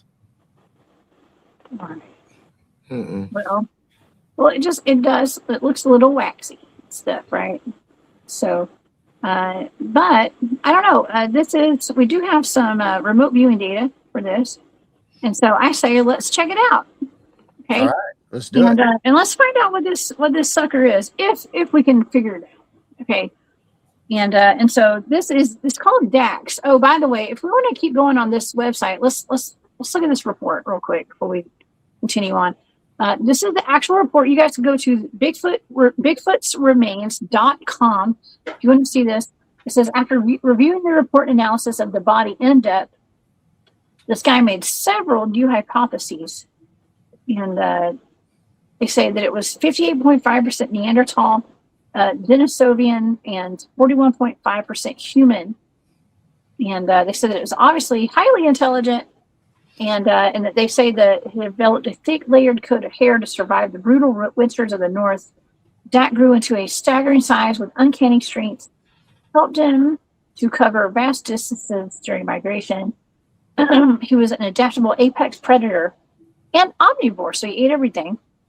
He could forage for berries, built to unalive, and he had predator's teeth, he says, and he was silently invisible, padded feet with his 300-pound frame, moving without sound, and obviously he was intelligent, likely emotionally immature, like a lot of people I know today, just saying. And caveman's side outweighs its modern human attributes, and he has that reproductive bone he keeps talking about as well.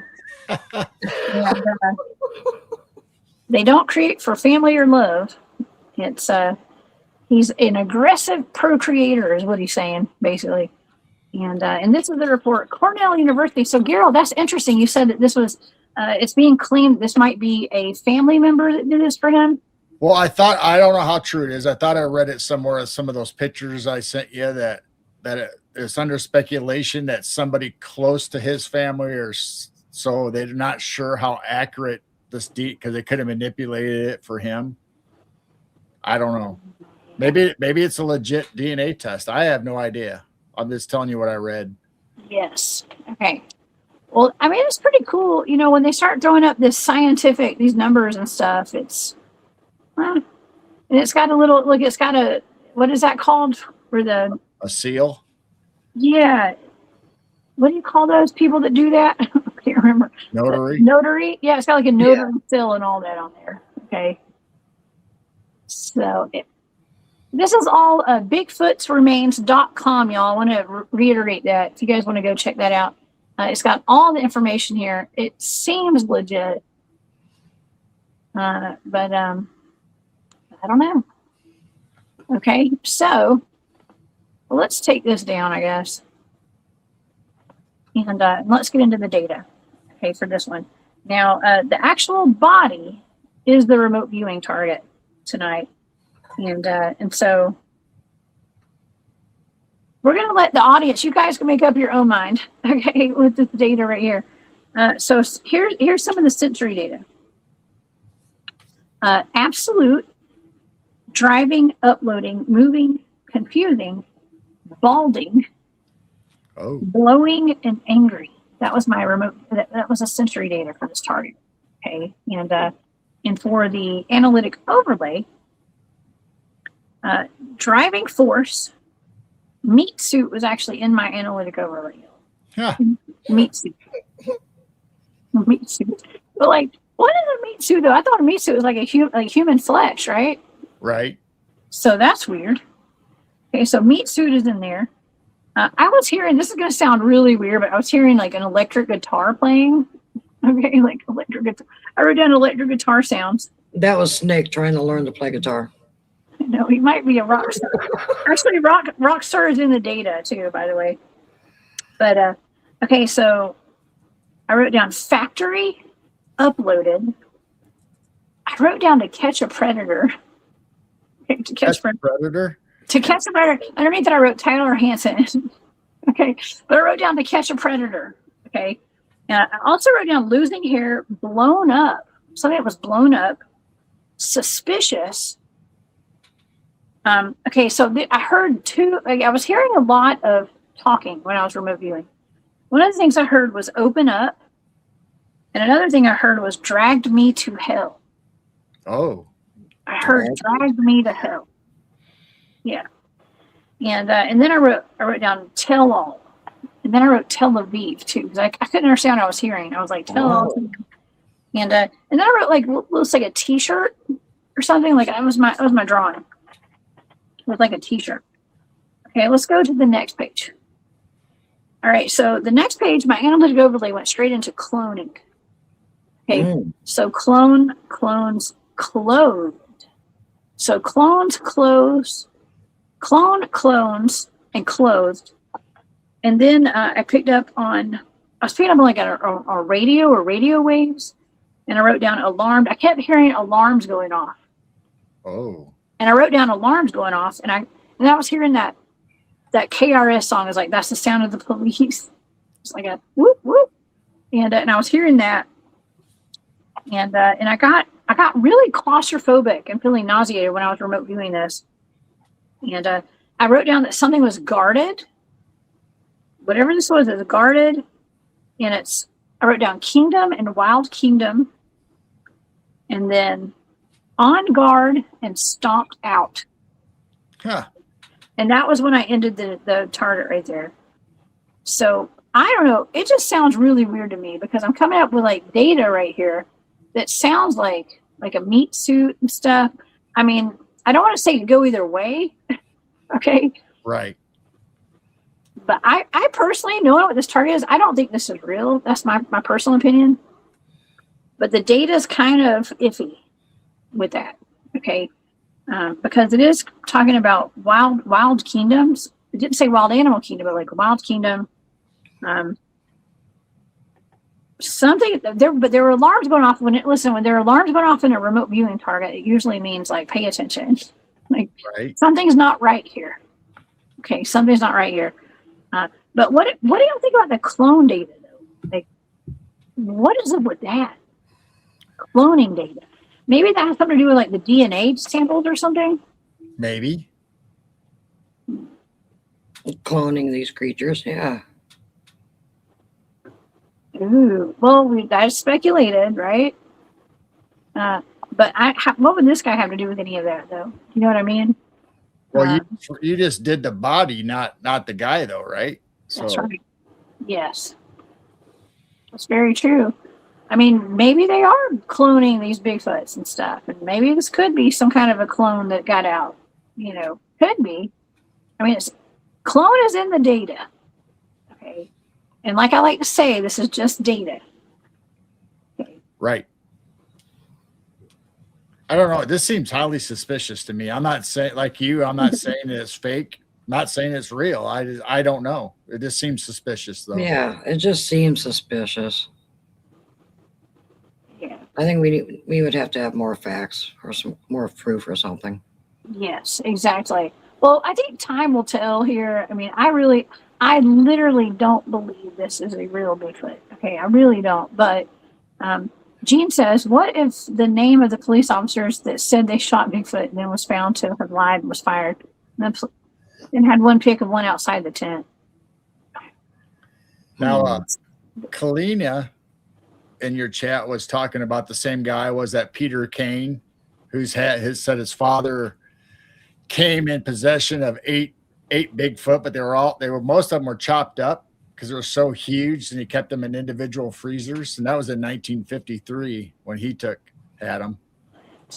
But that's an old video, old stuff. I took some screenshots and pictures of them today because they're coming back up since snakes in the news. So this guy's back in the news again.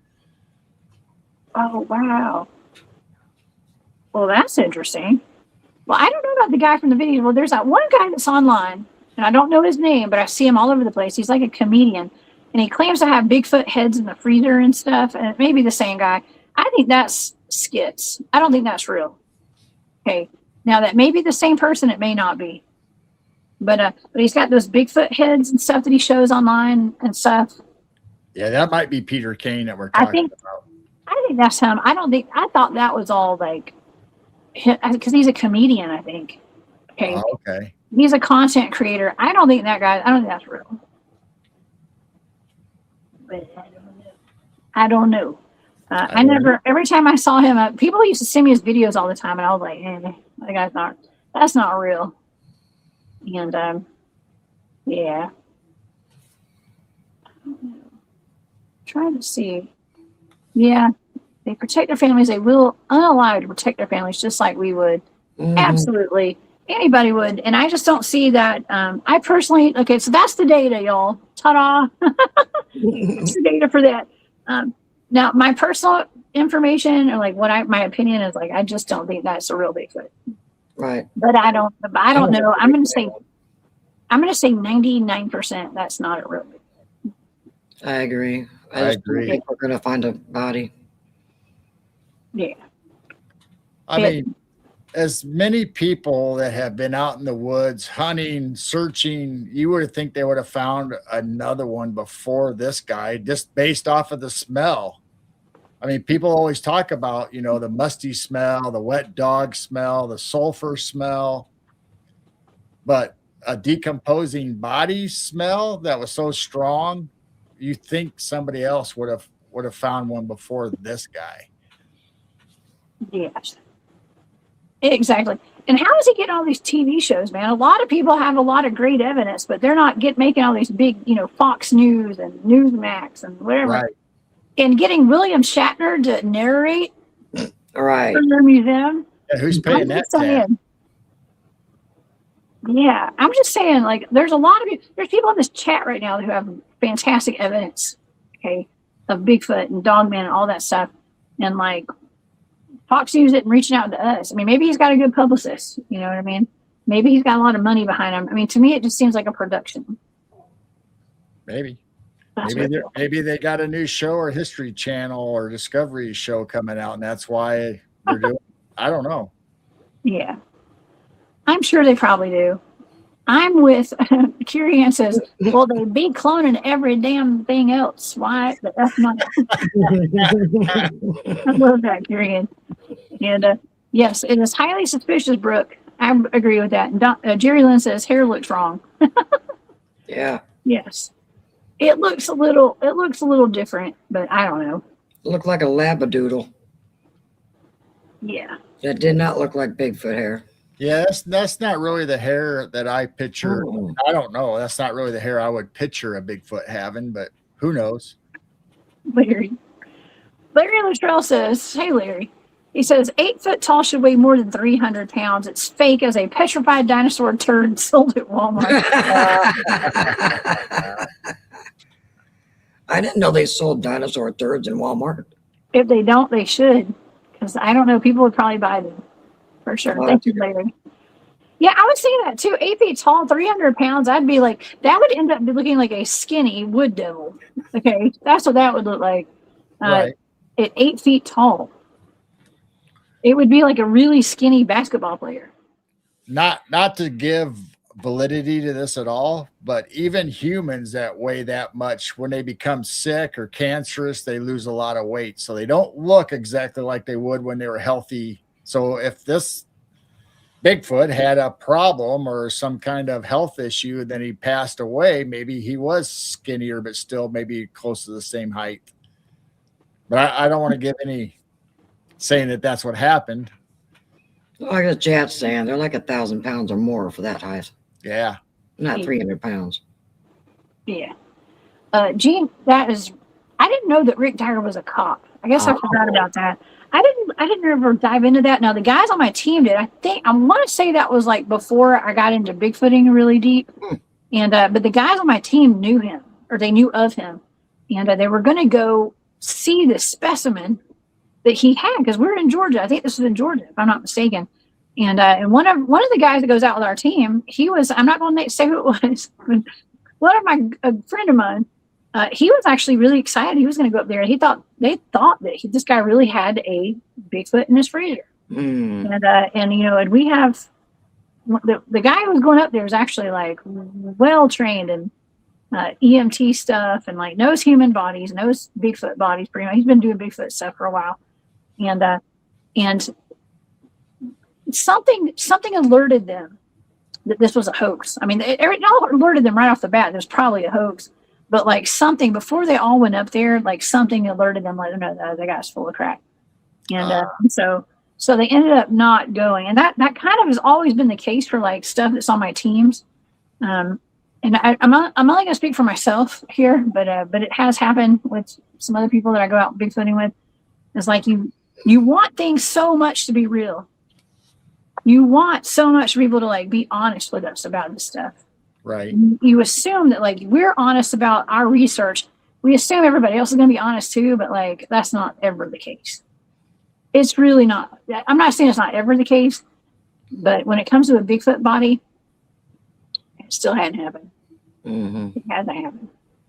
So, the other point is even elephants never found skeletals or dead bodies of elephants for hundreds of years, because they always went, when they knew they were sick, they always traveled miles and miles to go to like an animal cemetery for elephants, or the living elephants would drag the body and dispose of it in the cemetery. So they couldn't even find a dead elephant in the wilderness because they took care of their own. So why was this Bigfoot, if they take care of their own, just left out there? Yes. I mean, that's the question. And I think that, okay, so here's another thing too. And a friend of mine hit me up yesterday, and she was like, someone had sent her some information. It was like from a download they had gotten in some way, and they were like, oh, Bigfoot lived for hundreds of thousands of years, and that's why we never find the bodies. And I'm like, I don't know if I 100% believe that, y'all. Okay, I'm not saying I 100% believe that.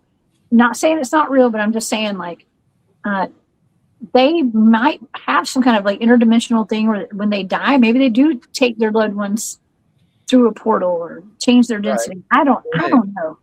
There's some kind of supernatural element to it potentially. Or maybe they just live a long time and it's very rare for them to die like that. But you would think even if they have a longer lifespan than us, you would think one would pass away during our lifetime. Even if they lived 1,000 years, right? Eventually one of them would pass away just at the right time during our lifetime, but it hasn't ever happened that I know of. Gene says, I think it's a distraction to make people think they are not real. Another sleight of hand. Yeah, unfortunately. And it's kind of strange that after this Patty controversy, maybe they're taking on the aspect of, okay, we have a Bigfoot. Patty's fake now. We have a Bigfoot. So maybe they're capitalizing on the Patty fake controversy. Yeah, and this one's fake and Patty's real. Mm-hmm. Oh, yeah. It could be that, too. I mean, look, everybody's out to get their 15 minutes of fame, y'all. There's so many people that are out there to do that. And this guy's gotten a lot of airtime on my channel this week. Okay? So he is doing his job. He has succeeded, okay, in a lot of ways. And yeah, and Steamboat and everybody who else has put, like Gene and let's see. Yeah, and Angelique. An 8-foot Bigfoot would be way more than 300 pounds. That is 100% true. Yeah. It would definitely be like, Steamboat says 600 pounds, but it's probably bigger than that for a full Bigfoot. Right. Yeah, that thing looks really, it looks kind of skinny, honestly. It looks more like a human. Right. Than like a Bigfoot. And, we got these different types of Bigfoot. So we've got like the type 4, which is the Neanderthal type, right? That's type 4. That's going to be the one up in the top. I don't know what side that is to y'all, but on my side, it's the right. But we have the Neanderthal type, so maybe that's what this is what he's pushing out to the public is like, that's this type. Right. Yeah. If you bring that picture up of snake and the Bigfoot out in the forest or the woods, Yes. how is the size comparison him into that body? Well, I don't know how big that fella is, but he doesn't look like he's that big. But I mean, that looks pretty big. I mean, he's kneeling or crouching down, so he almost looks almost the same size, or as far as if he was Right. laying out next to the Bigfoot that he found, supposedly. I mean, How big is Snake? average man's going to be 200-300 pounds themselves. Mhm. That just don't look like Bigfoot. So that Bigfoot doesn't look very big compared to him, really. And his chest is too Me. hairy. Yeah, it does look like a big. It looks like a costume. Mhm. It does. Yeah, I don't know. I don't have his stats. Okay, I don't know. I don't know how big he is. He might be really tiny for all we know. I have no idea. But yeah, it's just another. It's another Bigfoot that we're gonna have to listen out for. You guys want to go pay to go see it? You can go if you just go check out. I don't know where this museum is that he's got right here. Yeah, I don't know where it is either. I want to say it, I thought it was in the Adirondacks somewhere, but let me see if I can find a website here for it. Facebook event, purchase on Amazon. Let me. That's his book. He's got a book too, by the way. Oh, there you go.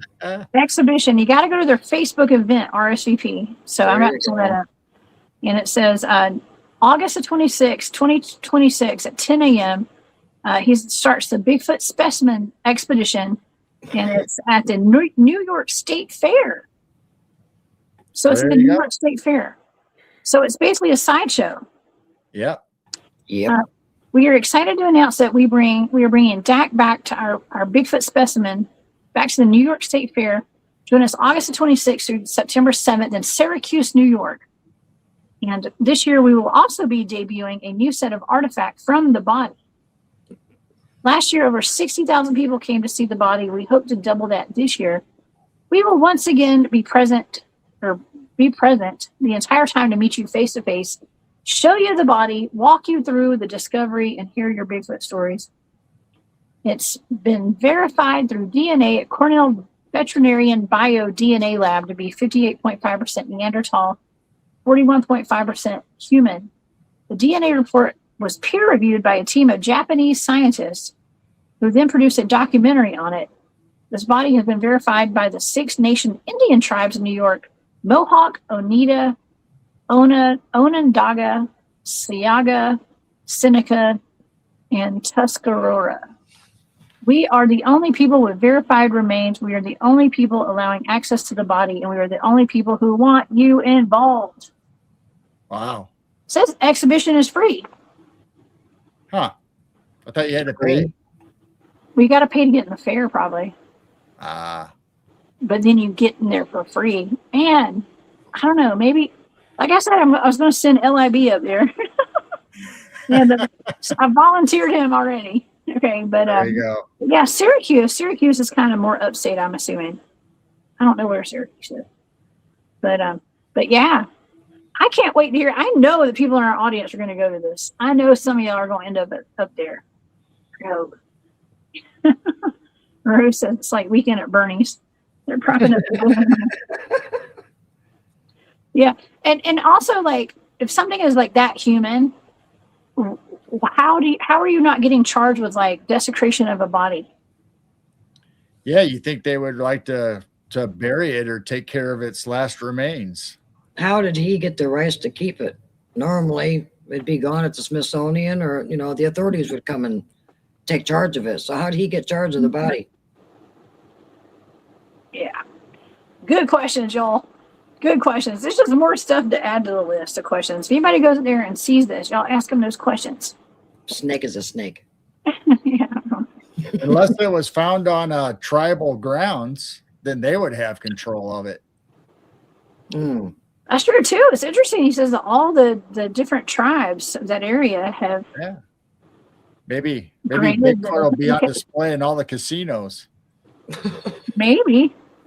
Who knows?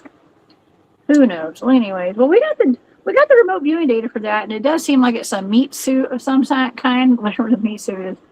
And I'm going to say, me personally, I don't think this is real, but it's kind of open. We'll have to find out. We'll have to find out. Y'all heard the data, and you can make your own decisions on that. And we'll sit and wait. I'm not going to give this any more airtime on my channel, though. I promise y'all. This is it. This is it. Well, to me, I think it's fake. Mm-hmm. It doesn't match any of the descriptions of people having eyewitness accounts. Right. To me, it doesn't seem similar or any of what people have described as eyewitnesses. So I don't know. And I agree with Gene. They would not have been able to get that out of the woods. They wouldn't have allowed them. I'm not buying it.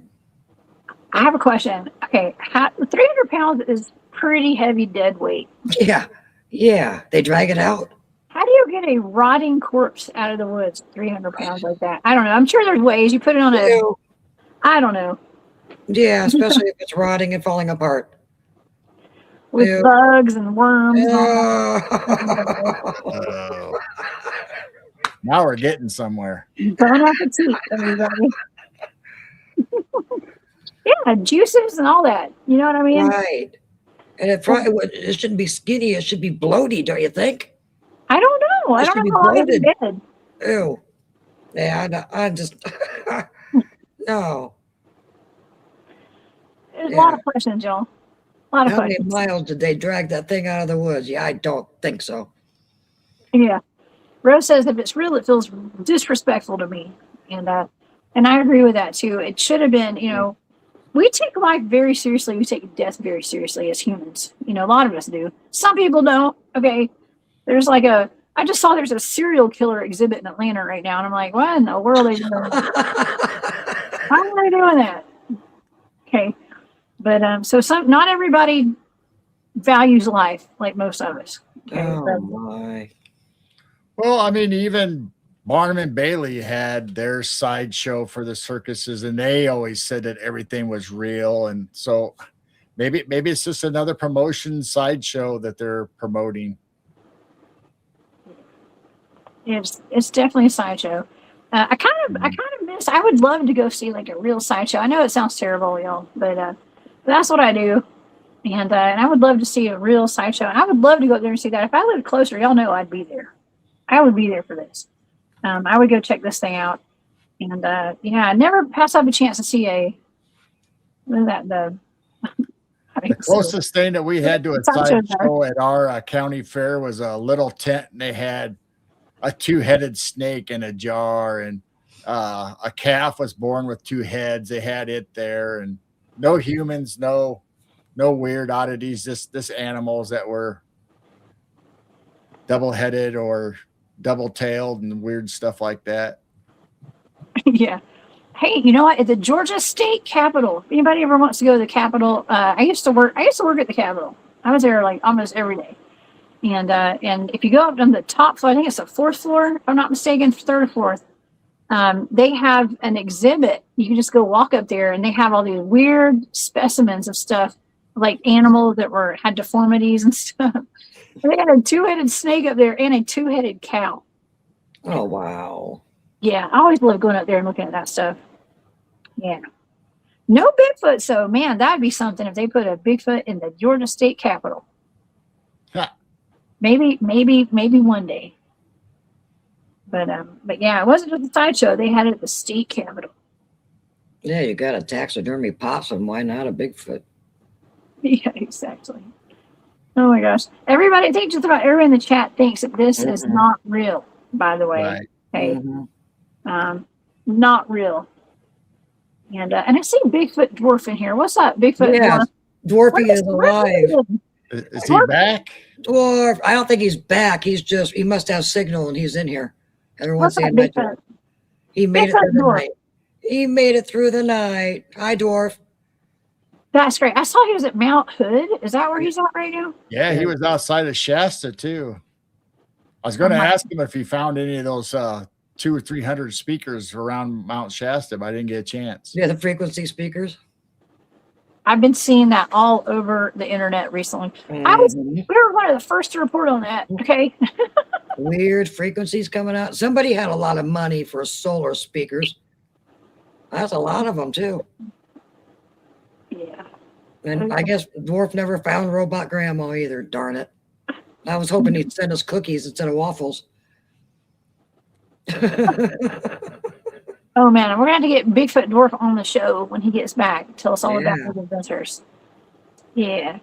Carrie says, as Bigfoot relatives wouldn't come and collect the body, I don't believe it's authentic. Right. Yeah, I think everybody's in agreement in chat and us. Yeah, is this the first official body after all these hundreds of years? I don't think so. I think we would be finding bodies more than this. We would. And so even Gene says, okay, I've known about forest people as far back as I can remember. They would never got that body out of the woods. Right. Not got that body out of the woods. I agree with Gene. Yeah. That's true. If it would just happen to pass away and he found it before they retrieved it, there's no way that clan would let him leave that forest. Or if it's been laying there for a week or two. There's no way they would have taken care of that body. I'm just saying, if he would find it and try to drag it out somehow, right? There's no way that clan would let him leave that forest with that body. Right. I'm not. Yeah. I'm calling fake. Oh my God, Joe Parker's in the chat. What's up, Joe? He said that the Land Between the Lakes crew is the sideshow. we travel too, don't we, Joe? We travel. Okay, so maybe we are the sideshow. I don't know. I'm talking about a different kind of sideshow, Joe. Yes, no wonder they watch us. Yeah, they do. We are the entertainment for the Bigfoots and stuff out there. 100%. We humans. Look what they're doing. I know, right? Oh man. Well, this has been a really fantastic discussion tonight, and I think that it really does. It kind of leaves a few questions too, like, are we ever going to find a Bigfoot body? When we do, if this were to be a real Bigfoot body, I mean, we're really dissecting this, aren't we? I am. Okay, we're really dissecting it, and it's not because, I just know this guy and I know he's like a hoaxer or anything. I don't know this guy. I don't know if he's a hoaxer or not. It's just with look, we just got the data. So that's unbiased data right there. Okay. Unbiased. But then I have my opinion. My opinion is through all the research that I've done and all the experience I have. We don't just find Bigfoot bodies in the woods like that. Mm-hmm. And I don't like to be judgy of it. He just looked, I don't even know what the word for it, sneaky. He just did not look official. Now, if it wasn't a sweet old man that was out there camping with his granddaughter and came across a body, like typical old man with overalls, that's one thing. But when you showed his picture, the first thing I saw was snake-looking eyes. It's just, I don't trust him. Oh, man. I'm sure he's a cool dude. You know what I mean? Sure. I want to get more background on that report though too. Like who? All right, I don't know. I just got questions. Okay, and Rose says that they flood the zone with a bunch of fakes and say the real ones are fake, so people are confused. That's the same with everything right now. Right. Especially with the AI and all that stuff that's going on. I mean, there's like a pushback against AI right now, big time. And I'm not a fan of these data centers and stuff at all. I think they're absolutely horrible. Right. And but when it comes down to even like doing our YouTube channels and like our just having thumbnails and stuff, like there are people that are like really against all that. Like, don't use AI because it's taking over humanity. I'm like, well, I don't know. With all these remote viewing targets I've done, I swear it's like Barry's giving me these targets of that cube by the sun and like the Black Knight sign, like everything is AI. Like all that was like my remote viewing data was just like, it's all AI stuff. So like, I don't know, can we get away from all this? Is it already here? I mean, I think that like our social media, all that's AI already. You know what I mean? Right. So like, I don't know, where do we end and where do we begin with all this?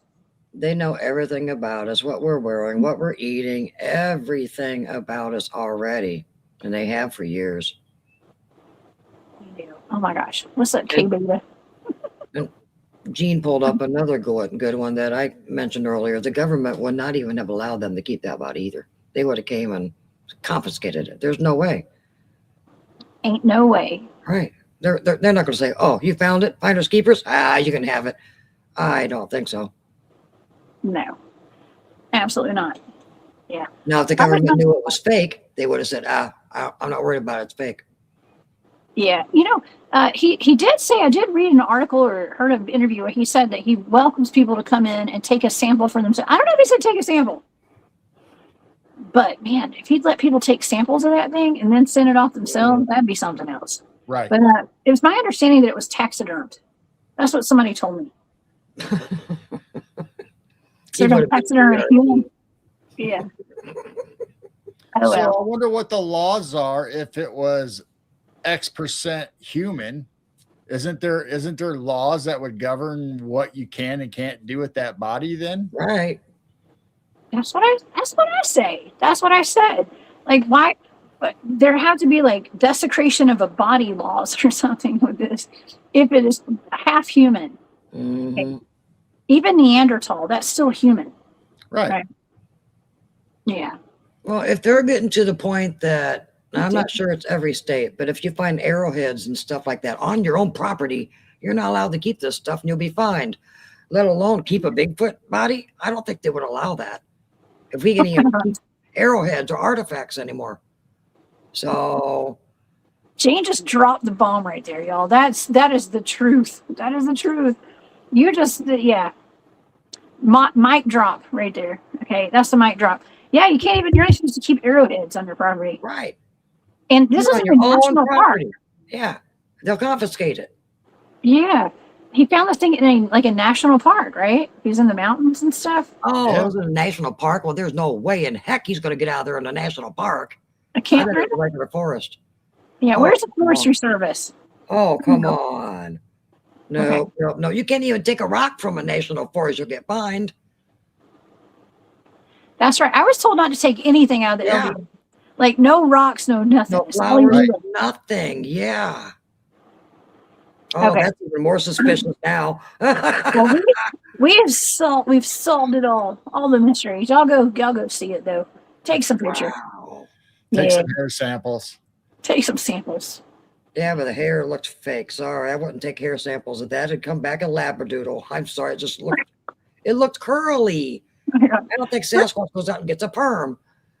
We're sitting here tearing this fellow and his whole thing apart, and I'm like, man, I wouldn't mind having him on the show. Like, I don't know, it'd be tough to have him on the show after this conversation. Your picture of the mullet Bigfoot looks more real. It does. It does. Oh man, what a day to be alive. Blazer says he would have been DRT. Yeah, DRT. DRT. Dead right there. That's Rick Cox. He's the one that taught us that. Oh my gosh. Well, speaking of mic drop, my good friend K Beta is in the chat. What's up, K Beta? Haven't seen him forever. He's a music artist out of DC, I believe. I don't know if he's still up there or not, but thank you for being here, K Beta. And yeah, man, yeah, DRT, that is dead right there. And that thing is DRT, y'all. DRT. Yeah. And I think we have squeezed this thing for all it's worth. Just drag this out of the woods and see if we can get away with this and take it home and put it in our freezer. We have. I mean, there have been people that have taken ETs and stuff. That was it. Jonathan Reed had that alien in his freezer, right? And and they came and confiscated that thing. The government swooped in and took that thing after they found out he had this in his freezer. Yeah, they cleaned out his whole house and everything. Ripped up his whole house, took all of his evidence, everything. Yep. We covered a story on the Night Owl Lounge where an actual dead body of a human being ended up in the LA fun house, hanging in a corner by a rope because they thought it was a prop, but it ended up being a real body. Ooh. That nobody claimed. The mortician sold it off to a sideshow that traveled and eventually ended up at the fun house in LA in the 70s. And it was on the $6 Million Man episode. And they had to shut down production because they found out it was a real body. Oh, no. What? So it does happen That that is real horrible. bodies end up slipping through the cracks or in this gray area. So, but I don't know. Yeah, yeah, that was the story. It was a guy from, did you say that was a guy from a sideshow, right? Did you tell that part? The body? Yeah. Yeah, he was from a sideshow. He died in a duel or got in a fight or something, right? And yeah, I heard about that too. And I was like, man, they called him Spaghetti. Is that the one they called Spaghetti? I think so. They did. That's the one they called him Spaghetti.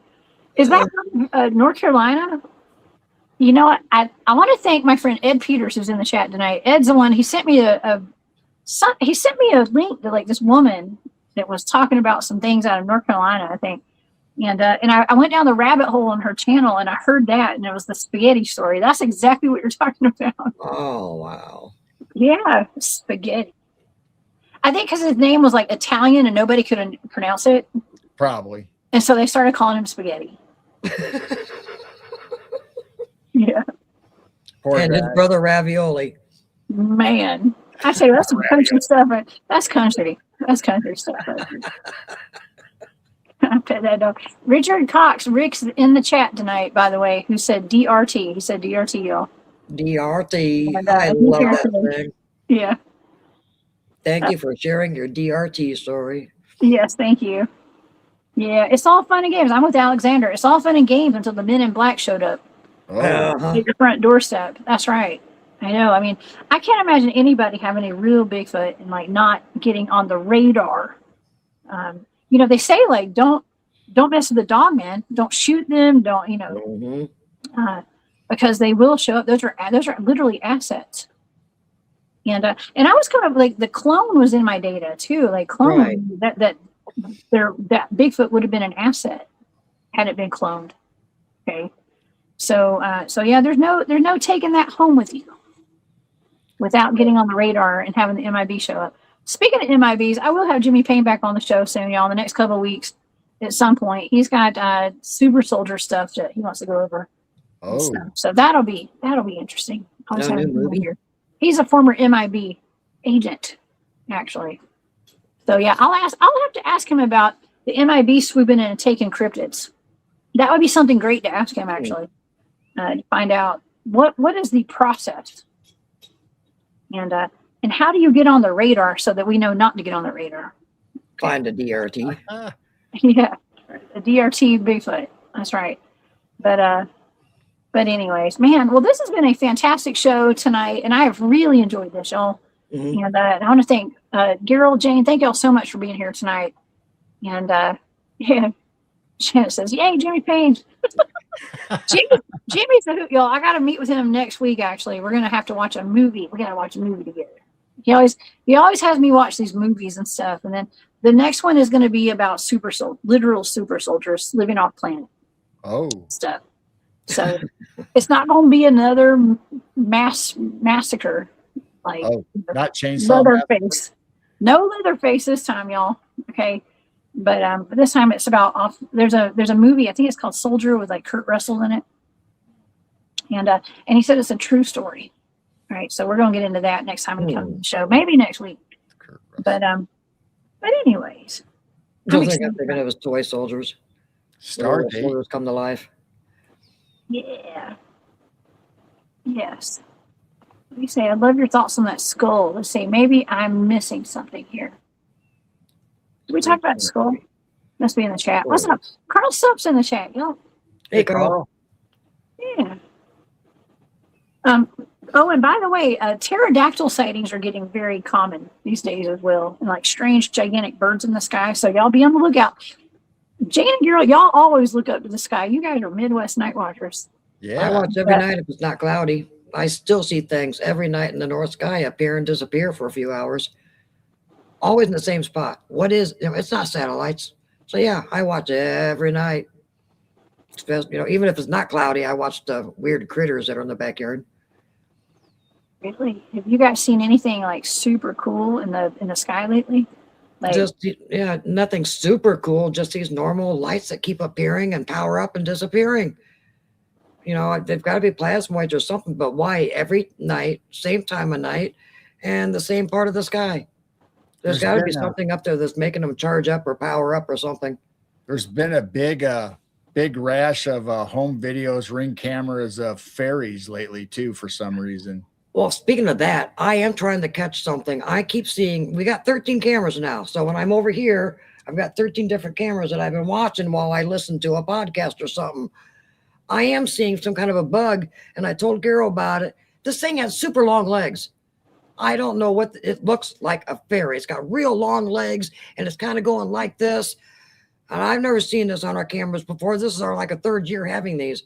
I will try to screenshot it, but it looked like I don't recall any bugs that fly around with super long legs. Even a praying mantis doesn't have that long of legs. So I might be seeing some kind of weird fairy thing.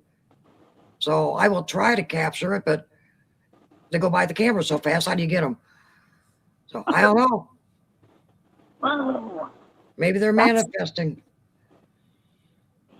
I don't know. That's really cool. I've been seeing a bunch of videos of dead. They look like dead fairies, but they look also like bugs that we know, but they're fairies. They look like fairies too. So what about the dying though? Mm-hmm. Oh, I don't know. Natural causes. They look like a bunch of aliens to me with wings. So. I mean, I know we got a lot of flying bugs in the summertime, but I don't recall something that has these super long legs that are kind of following behind it. Don't know. But I'll try to, I might just have to hit record for a while and see if I can catch one. Then I can go back and, edit it out and just get that little part. Interesting. Yeah, that would be great. Let's see. Just going through the comments real quick. Thank you, Bigfoot, for you put your YouTube channel there. Y'all go and subscribe over on Midwest Night Watchers and Chiro Sounds. Of course. Would you guys like to tell the audience about your YouTube channels and stuff? I should be uploading a video hopefully soon. I've been dealing with the sore shoulder for several months, so it's kind of hard to play handpan and stuff. So I am healing up, thank goodness. And I do have another new instrument that I think you might be interested in, Jessica, and maybe a few people on chat that go hunting in the woods. I have a brand new walking stick that has a flute built into it. Oh, no way. I've been wanting this for 8 years. It's the guy who makes all my flutes. I've got like 14 different flutes now from Charlie, his Blue Bear flutes. That walking stick is $200 off right now. It's on sale. I kind of went $200 off. I've been wanting this thing for 8 years. I ended up getting it. Perfect size walking stick for my hand. And then the flute is perfect. You can use it as a walking stick. Then you can sit and just play for the Sasquatch. Very easy to play too. And it wouldn't scare them away like a shofar or a didgeridoo. I think they would really like a flute. So if anyone's interested in a flute walking stick for your Bigfooting, go to Blue Bear Flutes, and they are on sale right now, or they're going to go back up $200 here soon. Ooh. And he makes them fresh too. He does not have them in stock and ship them out. He makes them fresh. And I really love Charlie's flutes. Yep, they're made to order. Yeah. Oh my gosh, that would be cool. I mean, it's a beautiful sound. I mean, any kind of cryptid would like, oh, that's pretty. And it wouldn't be creepy like a shofar that would draw them in, like a scary thing. Opening portals. And so right now, yes, with 100 heat index, I don't want to go outside. It's humid. It's sticky. I'm not taking my new flute out there. I will have a new video showing the walking stick flute and a couple other new little flutes that I got from him. So, and then the 24/7, like I said, if you don't know about it, you can see creatures at night. Right now, you can watch dragonflies. They're all over the field. And then I'll switch the cameras over to the skunks and the coons and the fox and all the other little crazy little things. And the girl can explain our podcast. Yeah, so Midwest Night Watchers on YouTube and Rumble. It's a show just kind of like yours. We have guests on and friends and people we know, and we talk about cryptids or strange subjects. And so that's Sundays at 7 p.m. Central, Piercing the Veil. And then Friday night is our hangout night with the chat and our subscribers and whatever we talk about, weird, strange stuff. We just spend time hanging out with everybody in chat, having a good time for a couple hours, sometimes 3 or 4 hours, but usually 2 hours for sure. We just give back to the people who support us and just like talking to them and see what they have to say about everything. Heck yeah. I enjoyed coming on your show a couple weeks ago. Whenever that was fun. Oh, we always have fun. Yeah. Oh, yeah. We have our merch channel too. If you want to go to midwestnightwatchers.printful.me, and we have all kinds of Bigfoot and alien shirts and cryptid shirts and our logos shirts. There you go. Right there. Mountain Dew shirt. I love the Mountain Dew shirt. Hey, I have a robot grandma shirt from your shop. I wear that thing all the time. I love that shirt. It's one of my favorites. And yeah, robot grandma, that is out of, what is that, Mount Shasta, I guess? Yep. Yeah. What a great, that was a remote viewing target for me. Target said, I think our Kima given me. And we got Blemmy shirt. Rose just got our Blemmy shirt. Oh yeah, great designs over there. So yes. So y'all definitely go check out their shop too, y'all. Everybody go subscribe over to Chiro Sounds and Midwest Night Watchers. And I want to thank y'all so much for being here tonight. I always have so much fun. Yeah, it's always fun being on your show. Thank you. Now we can all look out for, there's more stuff to look out for in the woods, y'all. We got the Coos County Wood Devils. Wood Devils coming to a forest near you. Okay. And also the Adirondacks Bigfoot body. I'm going to say, I still don't believe that's real. I agree. But y'all, we'll see. Time will tell, right? Time will tell, I guess.